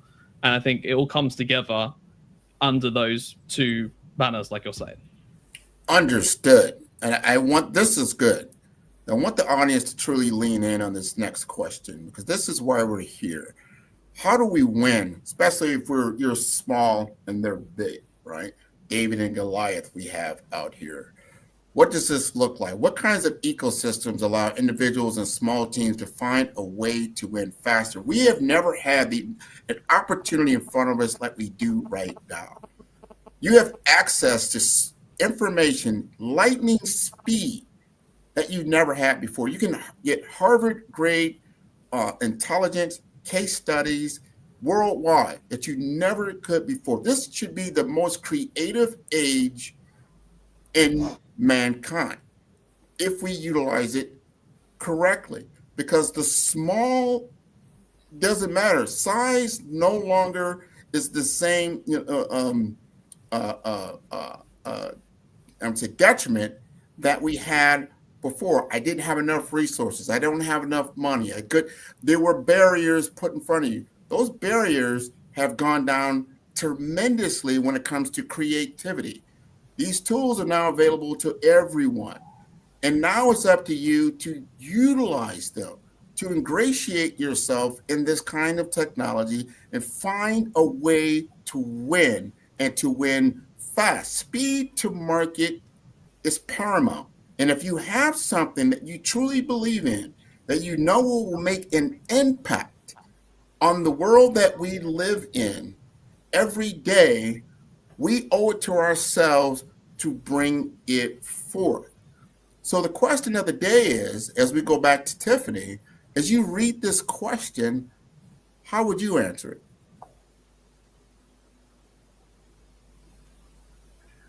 Now, I want to make sure that I get it right and that I don't veer off. So can you ask the question one more time? The question is this: what kinds of ecosystems allow individuals and small teams to find a way to win faster? Think of it in ecosystems of, and it doesn't necessarily have to be technology ecosystems. It could be associations, it could be groups, it could be hackathons, it could be so many different ways. But the point is, how do we win faster? One thing that I live off of as a necessity is the feedback loop. I'm always wanting to connect with diverse persons, completely, different than my makeup, right? I'm able to really lean into differences. Our uniqueness as a collective brings strength. And I always equate it to, if you're a 2x4 and I'm a 2x4, I cannot stand up alone. But if you pressure me, I pressure you, we make an upright A-frame. And that feedback loop, that connection, that those small groups, these networks that we can utilize on platforms like LinkedIn or here on GatherVerse, as we're, coming together from all of these different backgrounds, we're able to make more strengthened, secure, accessible, innovative, platforms and these emerging technologies. And so it's these groups that I'm trying to connect. Going back to what you said about technology, I cannot just get up and hop in the car, not yet, with automated vehicles and just go, meet up and, just go wherever I can. I'm able to access so many people through these platforms through technology. We saw that explode during the pandemic with remote. And so I really encourage people like you just did to kind of lean in and create your own networks and these feedback loops and build off of it. So I love that answer. Love that answer. I'm going to go down here to Raul. Raul, help us understand how we win faster. Yeah, actually, this is a super great question, I would say. And, this is really important nowadays, right? So when we say the team, right, it's a more than one person, right? It's not you, right? You know your capabilities in and out, right? Let's say if I have the task to do, I know my capabilities, right? But now we are talking about the team, right? When we are talking about the team, it's a group of people, right? So what we need to have, right? We need to have the trust on your team and the flexibility and give them the proper access, right? Like these three things, and you need to have the transparency and share the knowledge, right? Whatever the knowledge you have, right? And make sure you share with the transparency so that they understand, right? And make them do the same thing in each like among with the team, which means I want to give a simple example, right? So you have two rooms, one room completely filled with the balls, right? You need to transfer all the balls to the another room. Yes, you're Superman. You can do everything, right? Like for you, it will take like maybe 8 hours, right? But if you have the team of 4 people and if you teach the same technique, so that you're gonna finish it in 1 hour, right? So and you need to give them like the flexibility, access, and the trust, right? If you don't trust them, right, again you're gonna fail it, right? So these are the I would prefer in this way and prepare the template, right? When you have the template, so that let's say like the point one, we checked and we understand, right? And we move to the point two, right? Those are the steps. So any small team, even though you have the newbies or the experienced people, as long as they have that flexibility to think their own, and if you give that freedom to give that access, right? And when you have the trust, so definitely I don't see you gonna fail. I like that. We've got a few minutes here. We're short on time, but I want to ask Arjun this. Grant, You are an entrepreneur. Yes. Grant, I'm going to have to jump in because we're running out of time. So Yep. we're going to have to round this up and jump in because we've got some other stuff coming up next. Go ahead. So if we can finish this up, that'll be great. Oh, yeah. Yeah, we're almost done. Just real quick, because I think this is important. Because Arjun, you live in this world. You're an entrepreneur. You're building this. What do you need to win right now? So in terms of the ecosystem, an ecosystem that embraces change, an ecosystem that embraces inclusivity, and this is right, it starts from the grassroots level, but it goes right up to the institutional level as well. So agriculture in general is a slow-moving industry, but it is getting disrupted as we speak. Uh, and of course, having the tools provided to you, the right tools and scalable tools, which are constantly improving, that I see around me. So definitely, it's a combination of tools and operating in an ecosystem that embraces innovation.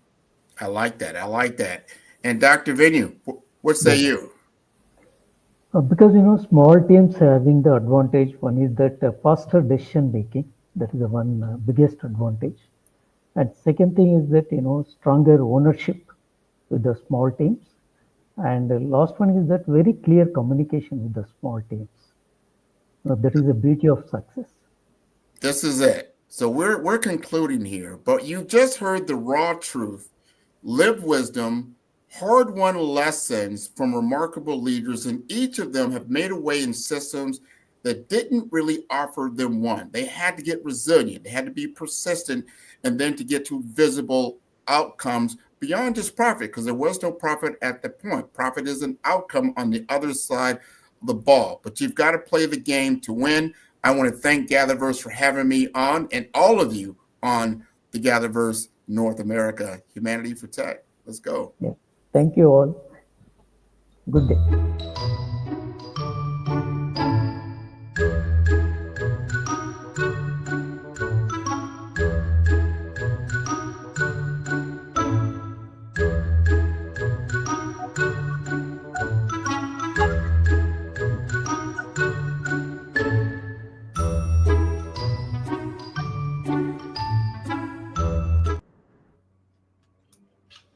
Hello, and it's good to be back once again, and what an amazing roundtable discussion that was. But we're going to have a little bit of a different session right now. It's going to be a bit of a mini fireside discussion with myself and the one and only this side of me. Wait, let me put it the right way. There we go. With Christopher, the founder of GatherVerse, we're going to discuss about, what's happened over the last 2 days on GatherVerse North America, and also, what's been going on over the last few weeks and all the amazing summits that we've had, Christopher. So what are your thoughts on today, and what are your thoughts on that previous last roundtable discussion? Well, I really wanted to say thank you to Grant McGaugh for leading that effort, and really just the roundtable that all of you just came off of. It was really compelling just to consider and to have a more generalized sense of where we're at presently on the innovative scale. I would say that this is rather thematic of everything that we've experienced thus far this past month, coming from September into October. And it is consistent to what GatherVerse promotes when it looks at this intersection of emerging technologies and humanity, Russell. And when we think about where we're at right now, that technology is moving as fast as we've ever known, and it shows no signs of letting up. And as soon as people say that we're in a bubble, sure, I would agree that we are in a bubble, but it doesn't mean that things cannot operate and persist and scale within bubbles. A bubble could be something that lasts for years. And so what we see is there is a mitigation of checks and balances regulatory establishment, and which in some instances is fine because some regulation is just too much. But at the same time, we have to take in considerations the trust and ethical governance structures that are lacking therein. And without governance structures for artificial intelligence, and folks, the reason we talk about AI rather persistently is that we don't look at AI as a single variable equation. AI is not a single variable equation. AI is a multivariable equation and has the opportunity to affect every other emerging technology ecologically within the ecohabitat itself, and it's rather influential. The only other applied science or science that affects technology within the ecohabitat is human intelligentsia. That's it. There are no other things that affect the ecosystem as a whole. And so this is why this is such a big deal. I think the problem and the misnomer, part of it is, Russell, is that when people look at artificial intelligence, they look at artificial intelligence as a product, a GPT or Claude or 4.5 Opus, and they'll look at Geminis of the world and more. But you and I know that there's over 1,800,000 models that are out there that most people have no idea that exist, let alone whatever type of machine learning infrastructure that's out there, which is deep and has been for some time.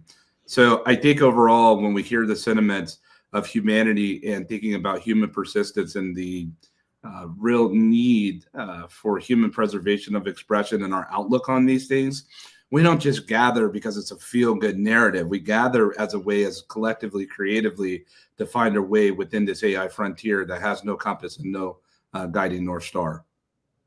That you spoke of a lot of facts there, and I 100% agree with everything that you're saying.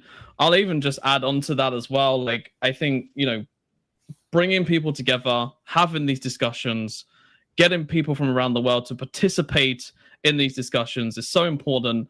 And everything that we're trying to do at GatherVerse is bring people together, be able to have these discussions openly and honestly, but also at the same time be able to move the discussion forward as well in terms of how can we still have the human values at the center? How can we still have trust at the center of all this? How can we trust these relationships that we're having with AI? There's so much to speak about and to discuss. There's so many new benchmarks that need to be made. There's so many more standards that need to be put in. There's so much more when it comes to verification as well, being able to verify the behavior and the performance of these models, being able to verify what's real and what isn't. There's so much that we have to discuss and do, right?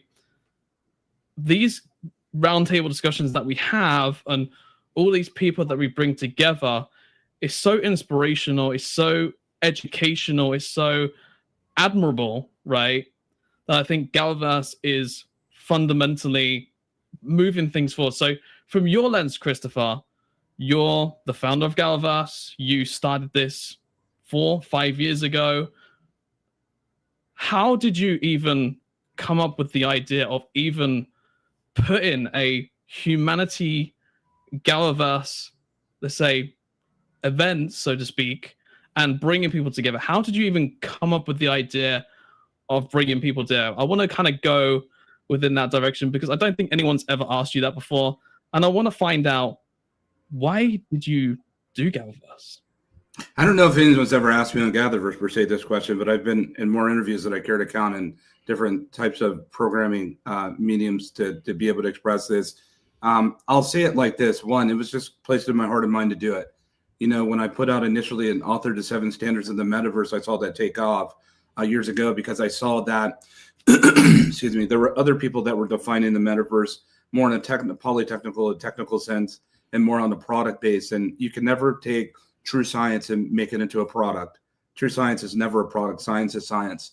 And if we apply science, all we're doing is going to the amalgamation of science itself, going into that, taking a part of that, then creating an applied application or a platform protocol. And then that's when we give it a definition, a defining narrative or taxonomy of what that actually is. And that is what we refer to as a product. But we never want these products to supersede the necessity for humans to live. And when we think about the capability of technology and how fragile this ecosystem that we live in of society and civilization, technology moves in increments, shifts, and leaps, Russell. And I saw a necessity for us to make sure that technology, if we're going to use it at this rate, if we are going to be acceleration at this scale, then we are in need to be ethicists. We're in need in some ways in regards to have those that will navigate towards what we look at narratively or collectively as a global trust. We start to think about accessibility. You can't have trust. You can't have trust, and you cannot have a successful foundation and a platform scale if it's not accessible to everyone in the world. We think about the need, and I've said it so many times this year. Sorry, I've been doing a lot of talking, a lot of talking. Forgive me, audience, in my correct voice, but I've said it so many times this year.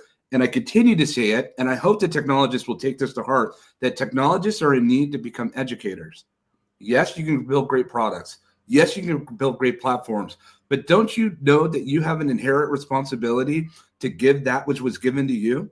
And you have an inherent responsibility to teach those that have no idea what it is that we're heading into and where we're at right now. And so I look at the different types of communities of technology ecosystems that are out there in the cybersecurity community. I look at the XR ecosystem. I look at the applied intelligence ecosystem. I look at so many other different phases out there, whether it's physics or quantums, or whether we're dealing with a number of different technologies, over 270 that abide with the eco habitat. Each of you have an inherent responsibility to educate. And so when I thought about equality, that everyone within the environment matters. Everyone's equal. Not one specific set of people, not one specific group of people. Every single person. If you have a heartbeat, you matter. And that's how we feel like with GatherVerse, and that's how I feel like we should approach technology and community development. There needs to be a sense of human centricity and safe concentric circles if we're going to build this thing called technology itself. And then, Russell, more importantly, safety and privacy, and then thinking about wellness, because what's the point of using any of this if it doesn't allude to wellness? Think about that. What is the point of using any type of innovation ultimately if it doesn't lead to wellness? We don't go into a restaurant with the intent of having something that we want to make us sick. We go with the intent of entering into a restaurant together in community at one with that environment to be able to be nourished, to be able to sit and sup with one another, to communicate with one another, to express with one another, to build and gain with one another, to enhance our lives. I don't want to use technology that takes away. I want to use technology that gives. And I don't want to use technology that self-contains. I want to use technology that promotes liberty. And so those are some of the things that I look at when it comes to GatherVerse. And ultimately, I believe that this is demonstrated through human expression and cultural contribution of expression. Listen, everyone has their own culture. Black, white, gay, straight, tall, fat, skinny, short, thin, curvy. Doesn't matter where you're from in this world. Everyone has a unique culture and the human code that's been passed down through the ages and dispensations itself. And every single expression matters when it comes to this one shared planet that we live on. So take away the identities, take away who you are, take away the way you look. At the end of the day, if you just go a little bit beneath the surface, as I've been taught, we all look the same, if you will. Different souls, different bodies, different spirits. I get it. But at the end of the day, we have a shared commonality. And so this intersection of emerging technologies and humanity on this one planet, and the opportunity for us to hear and to listen more than what we say, I think really matters. 2 ears, 1 mouth, right?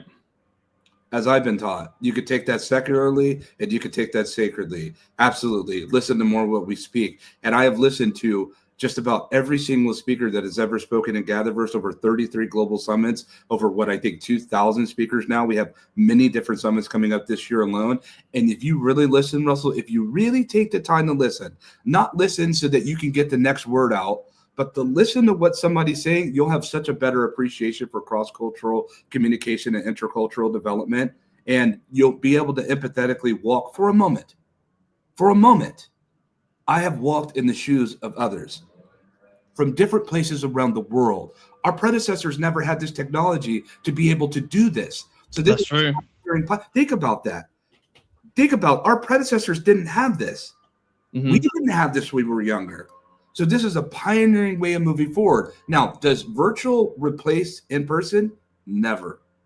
Virtual communication can never replace the power of touch and feel and share, the emanating energy that we get from one another, from a hug and embrace, elongated conversation. However, in person cannot replace what virtual has allowed us to do. And undoubtedly, the greatest innovation that we have all seen, and I'll debate anybody on this, the greatest innovation that's been developed over the past 3 decades is the power of communication.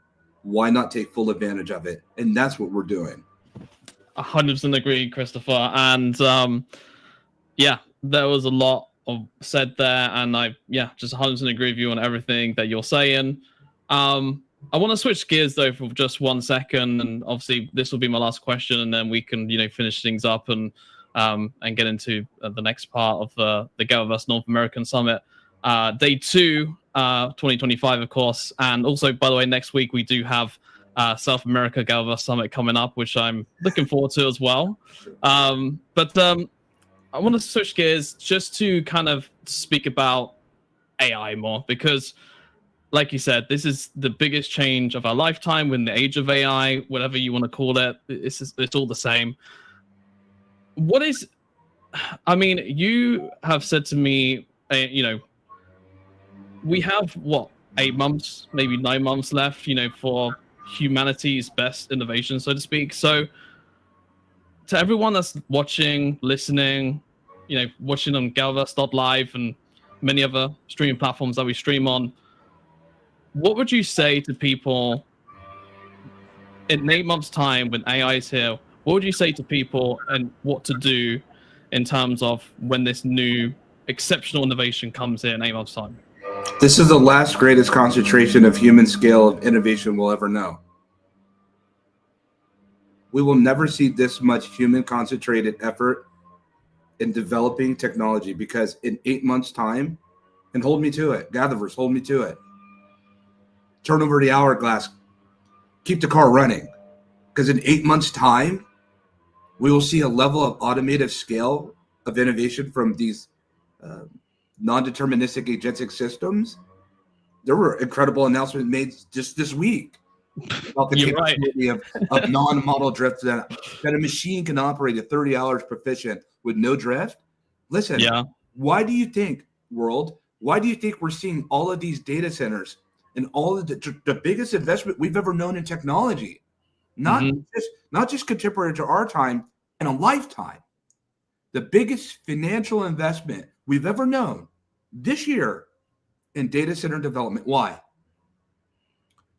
Reasoning, powerful SoC, system on chips, preparing to be able to invest in the robotic physical AI infrastructure, and moreover, memory. These machines have better capability for memory and a higher sense of fidelity that they are able to emulate and output. Game over. And as I've continued to say, for those familiar with the terminology of vibe code, what happens when the vibe code says to the vibe coder, I don't need you anymore? We're seeing more people to become developers overnight that have never studied 1 book and 1 ounce of becoming a developer, a programmer, And all of those positions at some point will become so irrelevant and obsolete. Most jobs that live on the face of this earth are less than 100 years old. Did we ever consider the idea of the half-life? How long were startups supposed to last in the first place? The earth has abounded with less time of startups even existing than it has. If we think that startups are going to be a forever thing as we know it now with the type of risk capital and deal flow that's out there, we're coming to a new reality. Right now, here in Silicon Valley, where I abide, if you will, right now, people, Russell, investors, venture capitalists, angels, they're looking for the one-shot founder. They are more interested in one man, one woman team surrounded by agents than a one person surrounded by 50, 100 humans, 10 humans.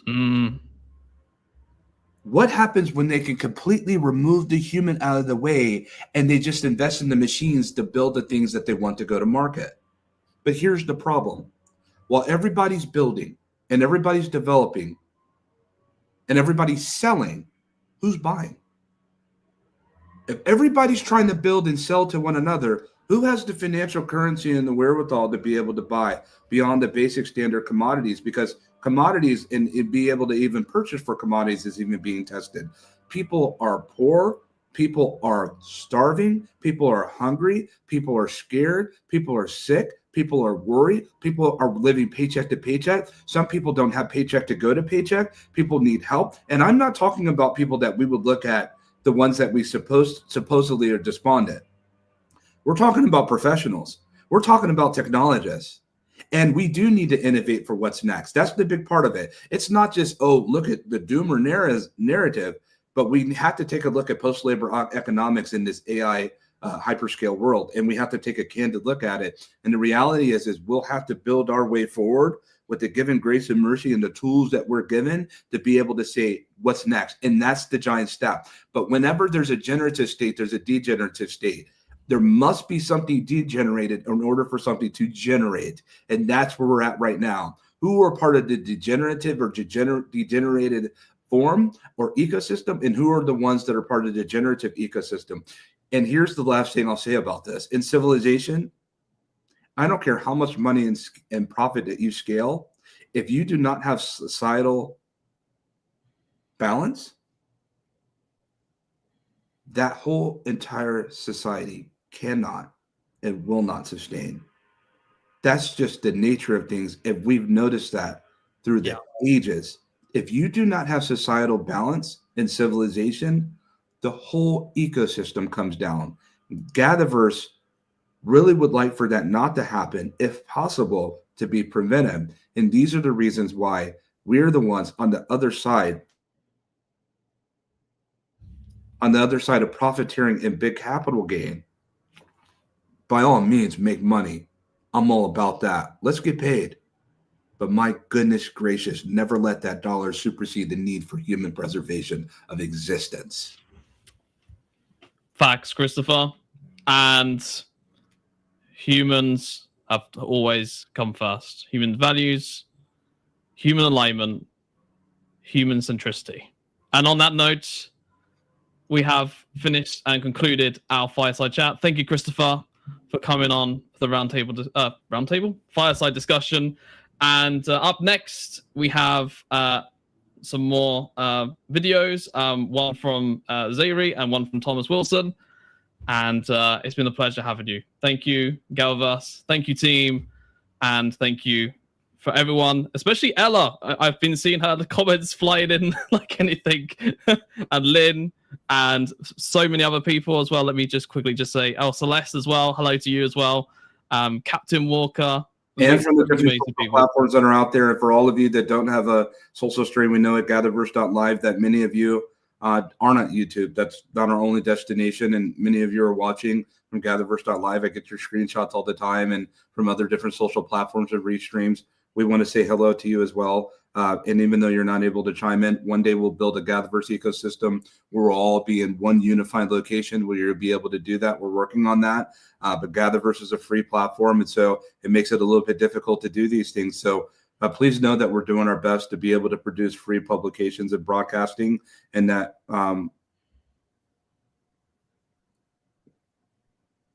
we want this just as much as you do. And so we're doing our best to climb the mountain, but we cannot do this alone. So may our gather be well. May our gather be well. And that is it from us. And I'll see you again very soon. Bye. Cheers.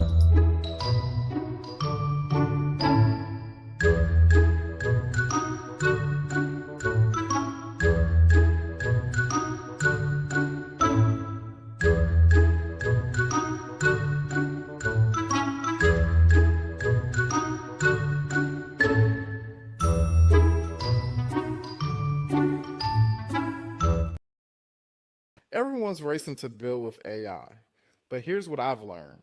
If people don't understand it, they don't trust it.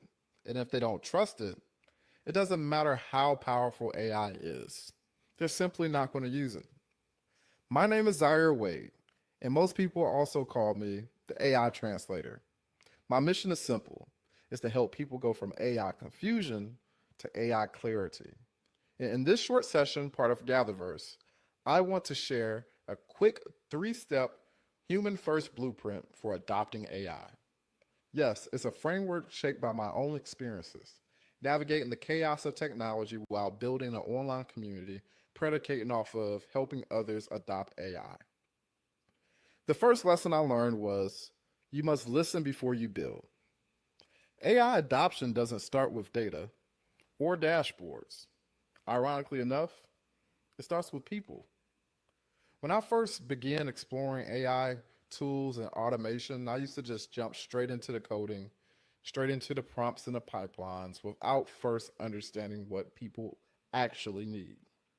And that was the mistake that taught me everything.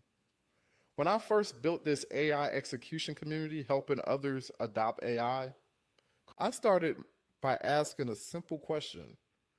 What's holding you back from using AI right now? The answers were eye-opening. Some said fear, and then you had a few that said, yeah, I know about ChatGPT, but that's about it. And that's when I realized that we must actually understand people problems and have conversations to create real solutions that really help them rather than just forcing technology and expect it for someone to use it. So think about it the next time that you talk to your team, or the next time you talk to a client of yours. What would they say to the question of, why aren't you using AI right now? The second lesson that I learned was to simply talk about AI in plain language. People cannot adopt what they don't understand. Inside our community sessions, I used to say things like neural networks and model inference, and yes, with my data science background, I used to say LLMs and machine learning models, talk about statistics and breaking AI down from a technical perspective. But until I start breaking down AI by just saying AI is like an intern, it's like somebody that's capable and eager to do things, but needs a little direction. People start replacing the AI fear with actual AI imagination. They went from what is AI to, here's how AI can actually help me. So ask yourself, how often do those conversations happen? When you actually talk to somebody about AI, they don't get confused. They don't get intimidated. They actually understand the language that you're speaking in when referring to the technology. And lastly, the third thing I had to learn was you have to build AI solutions with them, not just for them. Whether it's your community, or whether it's for a client, or whether it's just, quite honestly, for your personal use. You have to actually begin building solutions with community. When I started in the know and helping others adopt AI, we started as a community. We tested tools out and looked at workflows and said, does this really help me? Does this really save stress and time that AI is promising others that it will do? And members suggested new formats and provided feedback in which AI adoption seemed more so of a group project rather than just a solo experiment. That experience taught me something powerful. It taught me that when people are part of the process, they take ownership of the outcome. Co-creation turns skeptics into believers. Who's helping you design your AI future? Is it people or is it just tech? So before I close, I ask you to do this. Build AI by building understanding. Listen to your people and speak their language. Build with them, and also, please do not just build for them. And because when we put humans first, AI doesn't just work, it works for everyone. And if you take one action after this summit, let it be this. Start your AI conversation with a question, not just a pitch. It's because when we begin to be human first and AI forward, we set a standard. We set a standard on how we build the future. And with that, the AI future is bright. And then we will realize together we can make something that people can believe in and not just a tool that people can use. Thank you again, and my name is Zaire Wade, the AI translator. Thank you for joining this year's GatherVerse.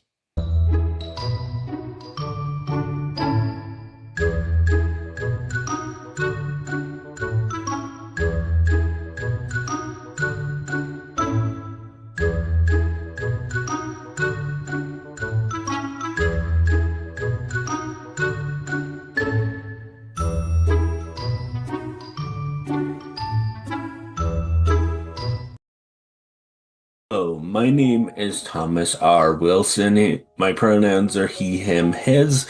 I am the owner of R&H Creative Advocacy and Storytelling, and I am so excited to be able to share a bit of a message with you today. And I really wanted to focus in on sustainability in technology as a means of utilizing empathy. And what I mean by that really is just a focus on the idea that when we utilize technology, when we start thinking about the future in addition and what technology is for humanity, it is very important that we consider two very important topics, I should say.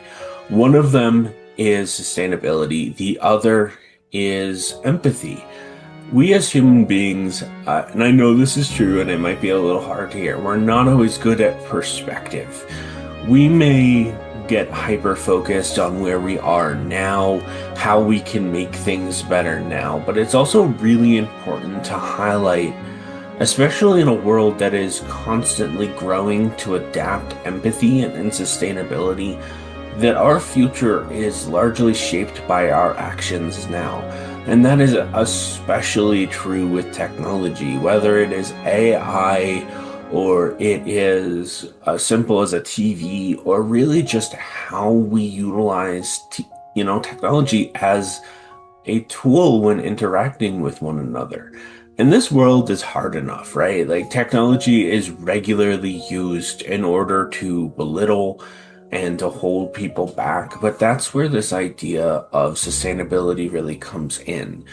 In my mind and in my work, I highlight the fact that all people have to have access to the same level of technology. And that's an incredibly easy thing to say. That is, it's so much harder to implement that than to say it. But one of the big things that people often forget is there's a lot of people in this world who, whether they live with mental health needs, or they're stuck at home, or really just accessing the community is hard for them. Technology can be a portal and a connection to the rest of humanity. And I want to emphasize a really important fact here, which is technology is a tool. And when one group of people have more access to a tool than another, there is a degree of inequality there. And I'm sure everybody here really wants technology to be utilized and to emphasize the future of humanity. But part of that is making sure that we as human beings and as a species species are making sure that in one way or another we are helping all people connect to technology. We are helping them understand how to utilize it, how to emphasize it, but we are also teaching and emphasizing for ourselves and for younger generations and future generations the importance of empathy-based focus on these tools. I know there are so many people in the world. Some of us may be hearing this now and might feel a little alone or disconnected, but technology is a tool, and it's up to humanity to use our tools properly and in a loving way. And so one of the biggest things that I want to emphasize is please remember to teach, to educate, to empower the idea that how we build our future of technology is rooted in empathy. If we start emphasizing and really pushing the idea that empathy is manifested in different ways through technology, we can also push towards steps of a future where that inequality that I mentioned can be bridged, I should say, in a more mindful manner. We can help younger generations understand the power of empathy through technology, and hopefully with things like AI and the future of technology that I can't even imagine at this point, we can really put a very human and loving emphasis on technology.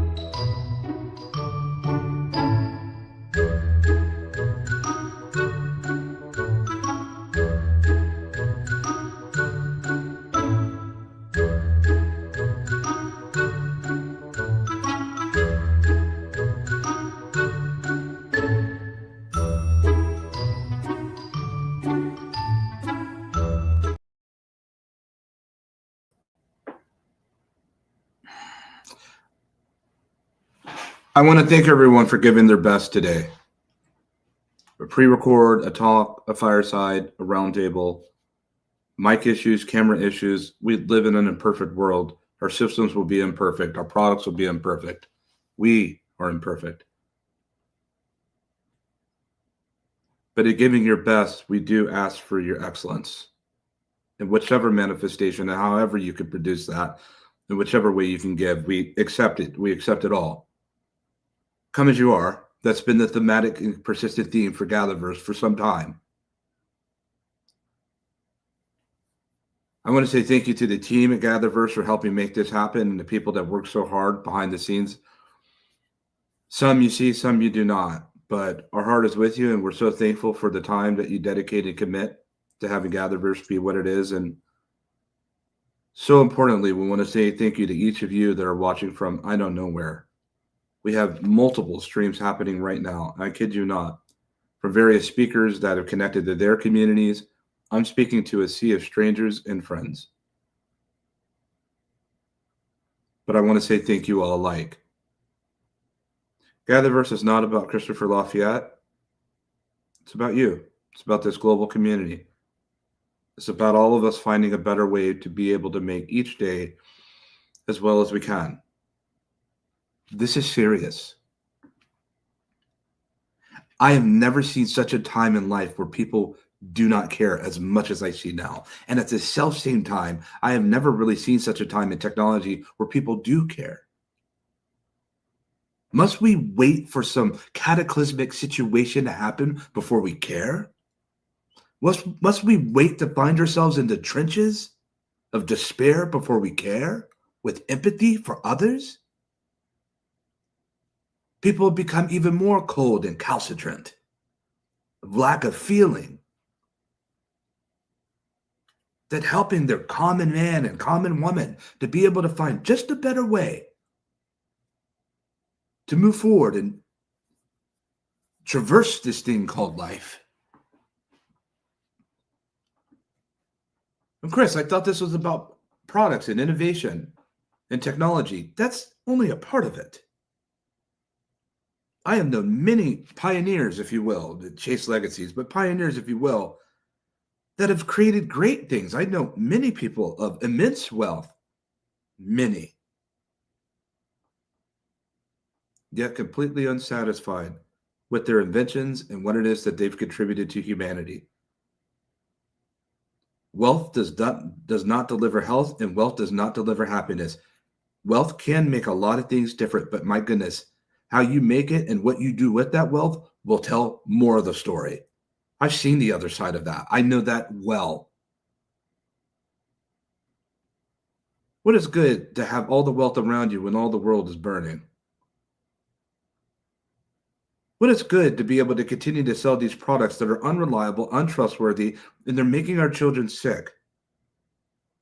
What is the good in that? I ask you from your heart. I beg you to consider that. What is the good of continuing to promote products that we ourselves haven't even vetted, and we know we haven't, yet we continue to put it out there, and we continue to offer that up, and some of us continue to sell it under the name of being a so-called AI expert, an expert of chaos, an expert of confusion, an expert of these machines that you don't even know, and I don't even know like that. But we're experts of this.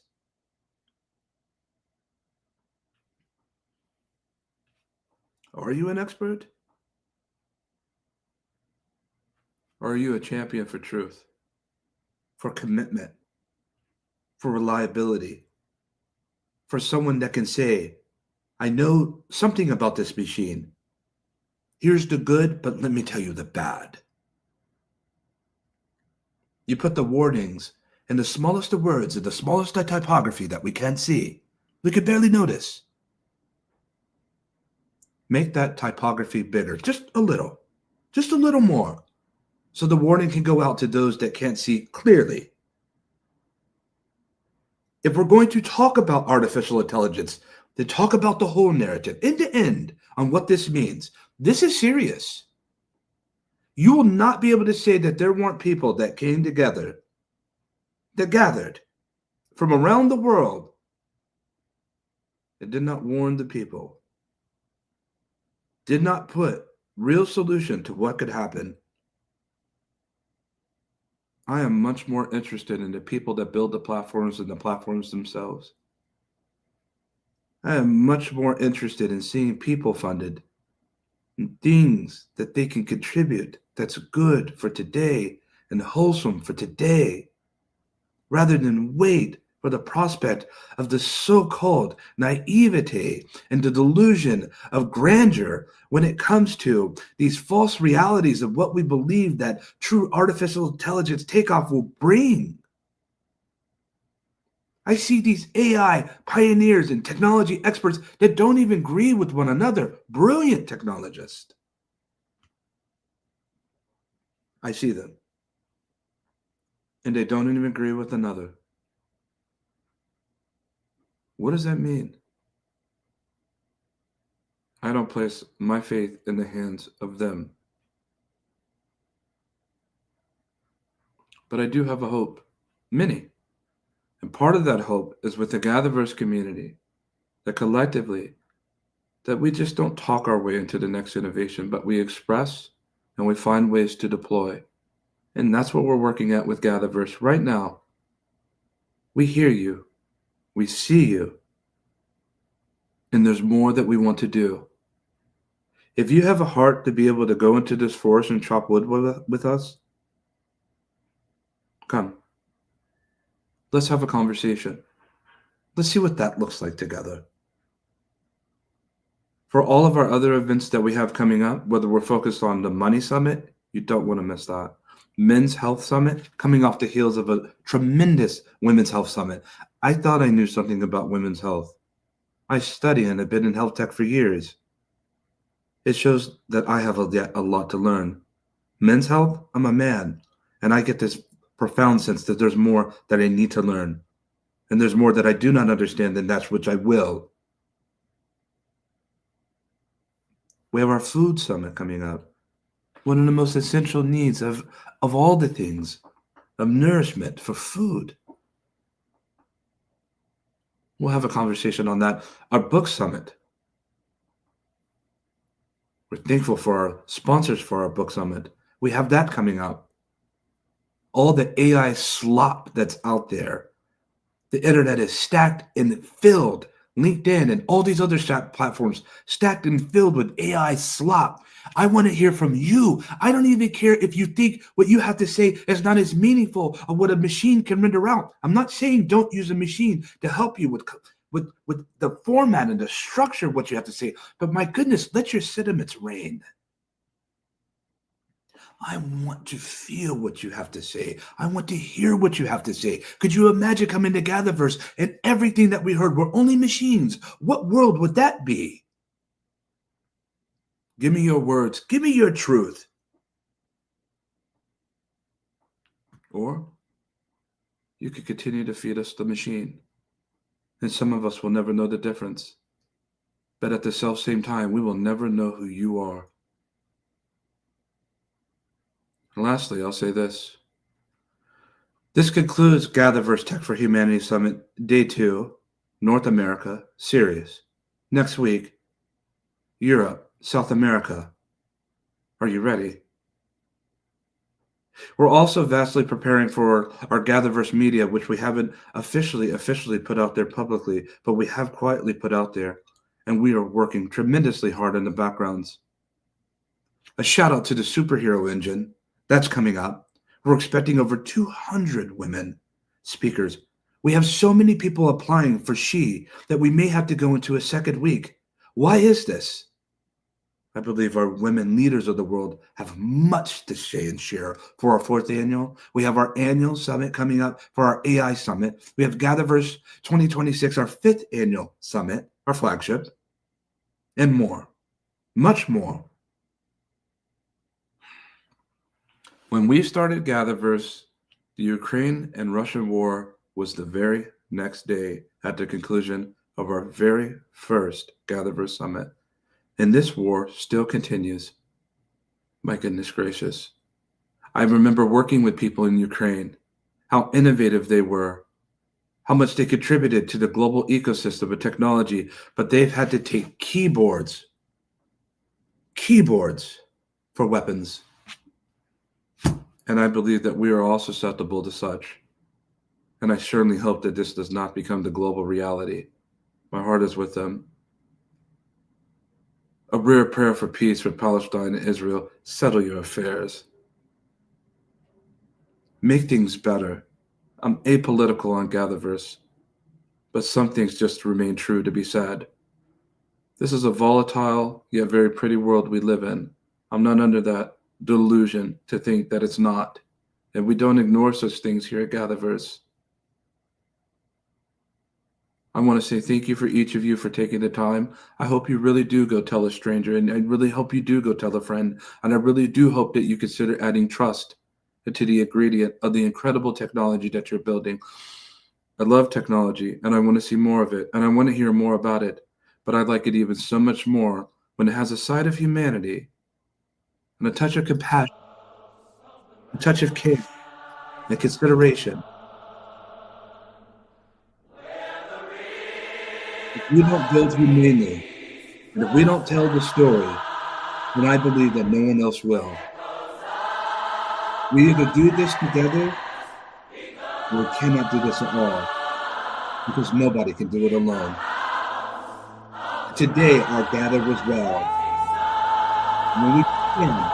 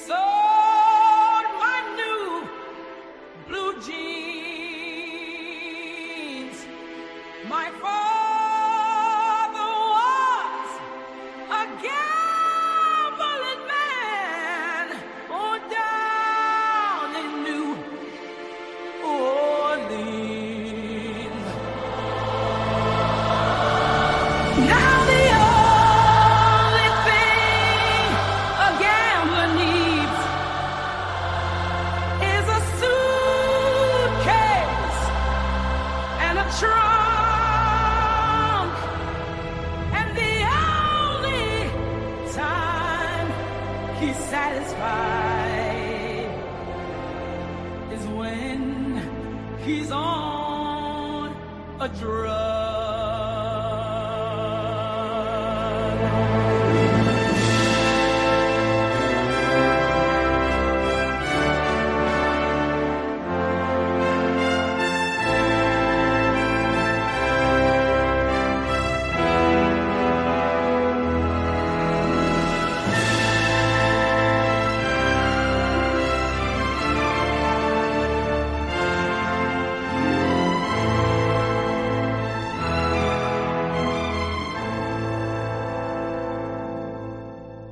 Oh, mothers, tell your children not to do what I have done.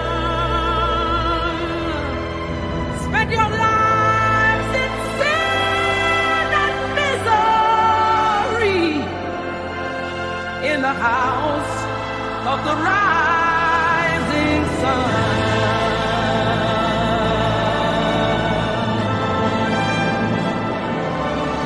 Well, I got one foot on the platform,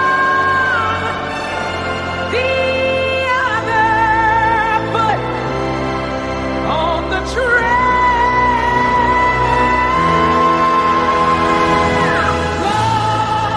Going back to New Orleans to wear that ball and chain.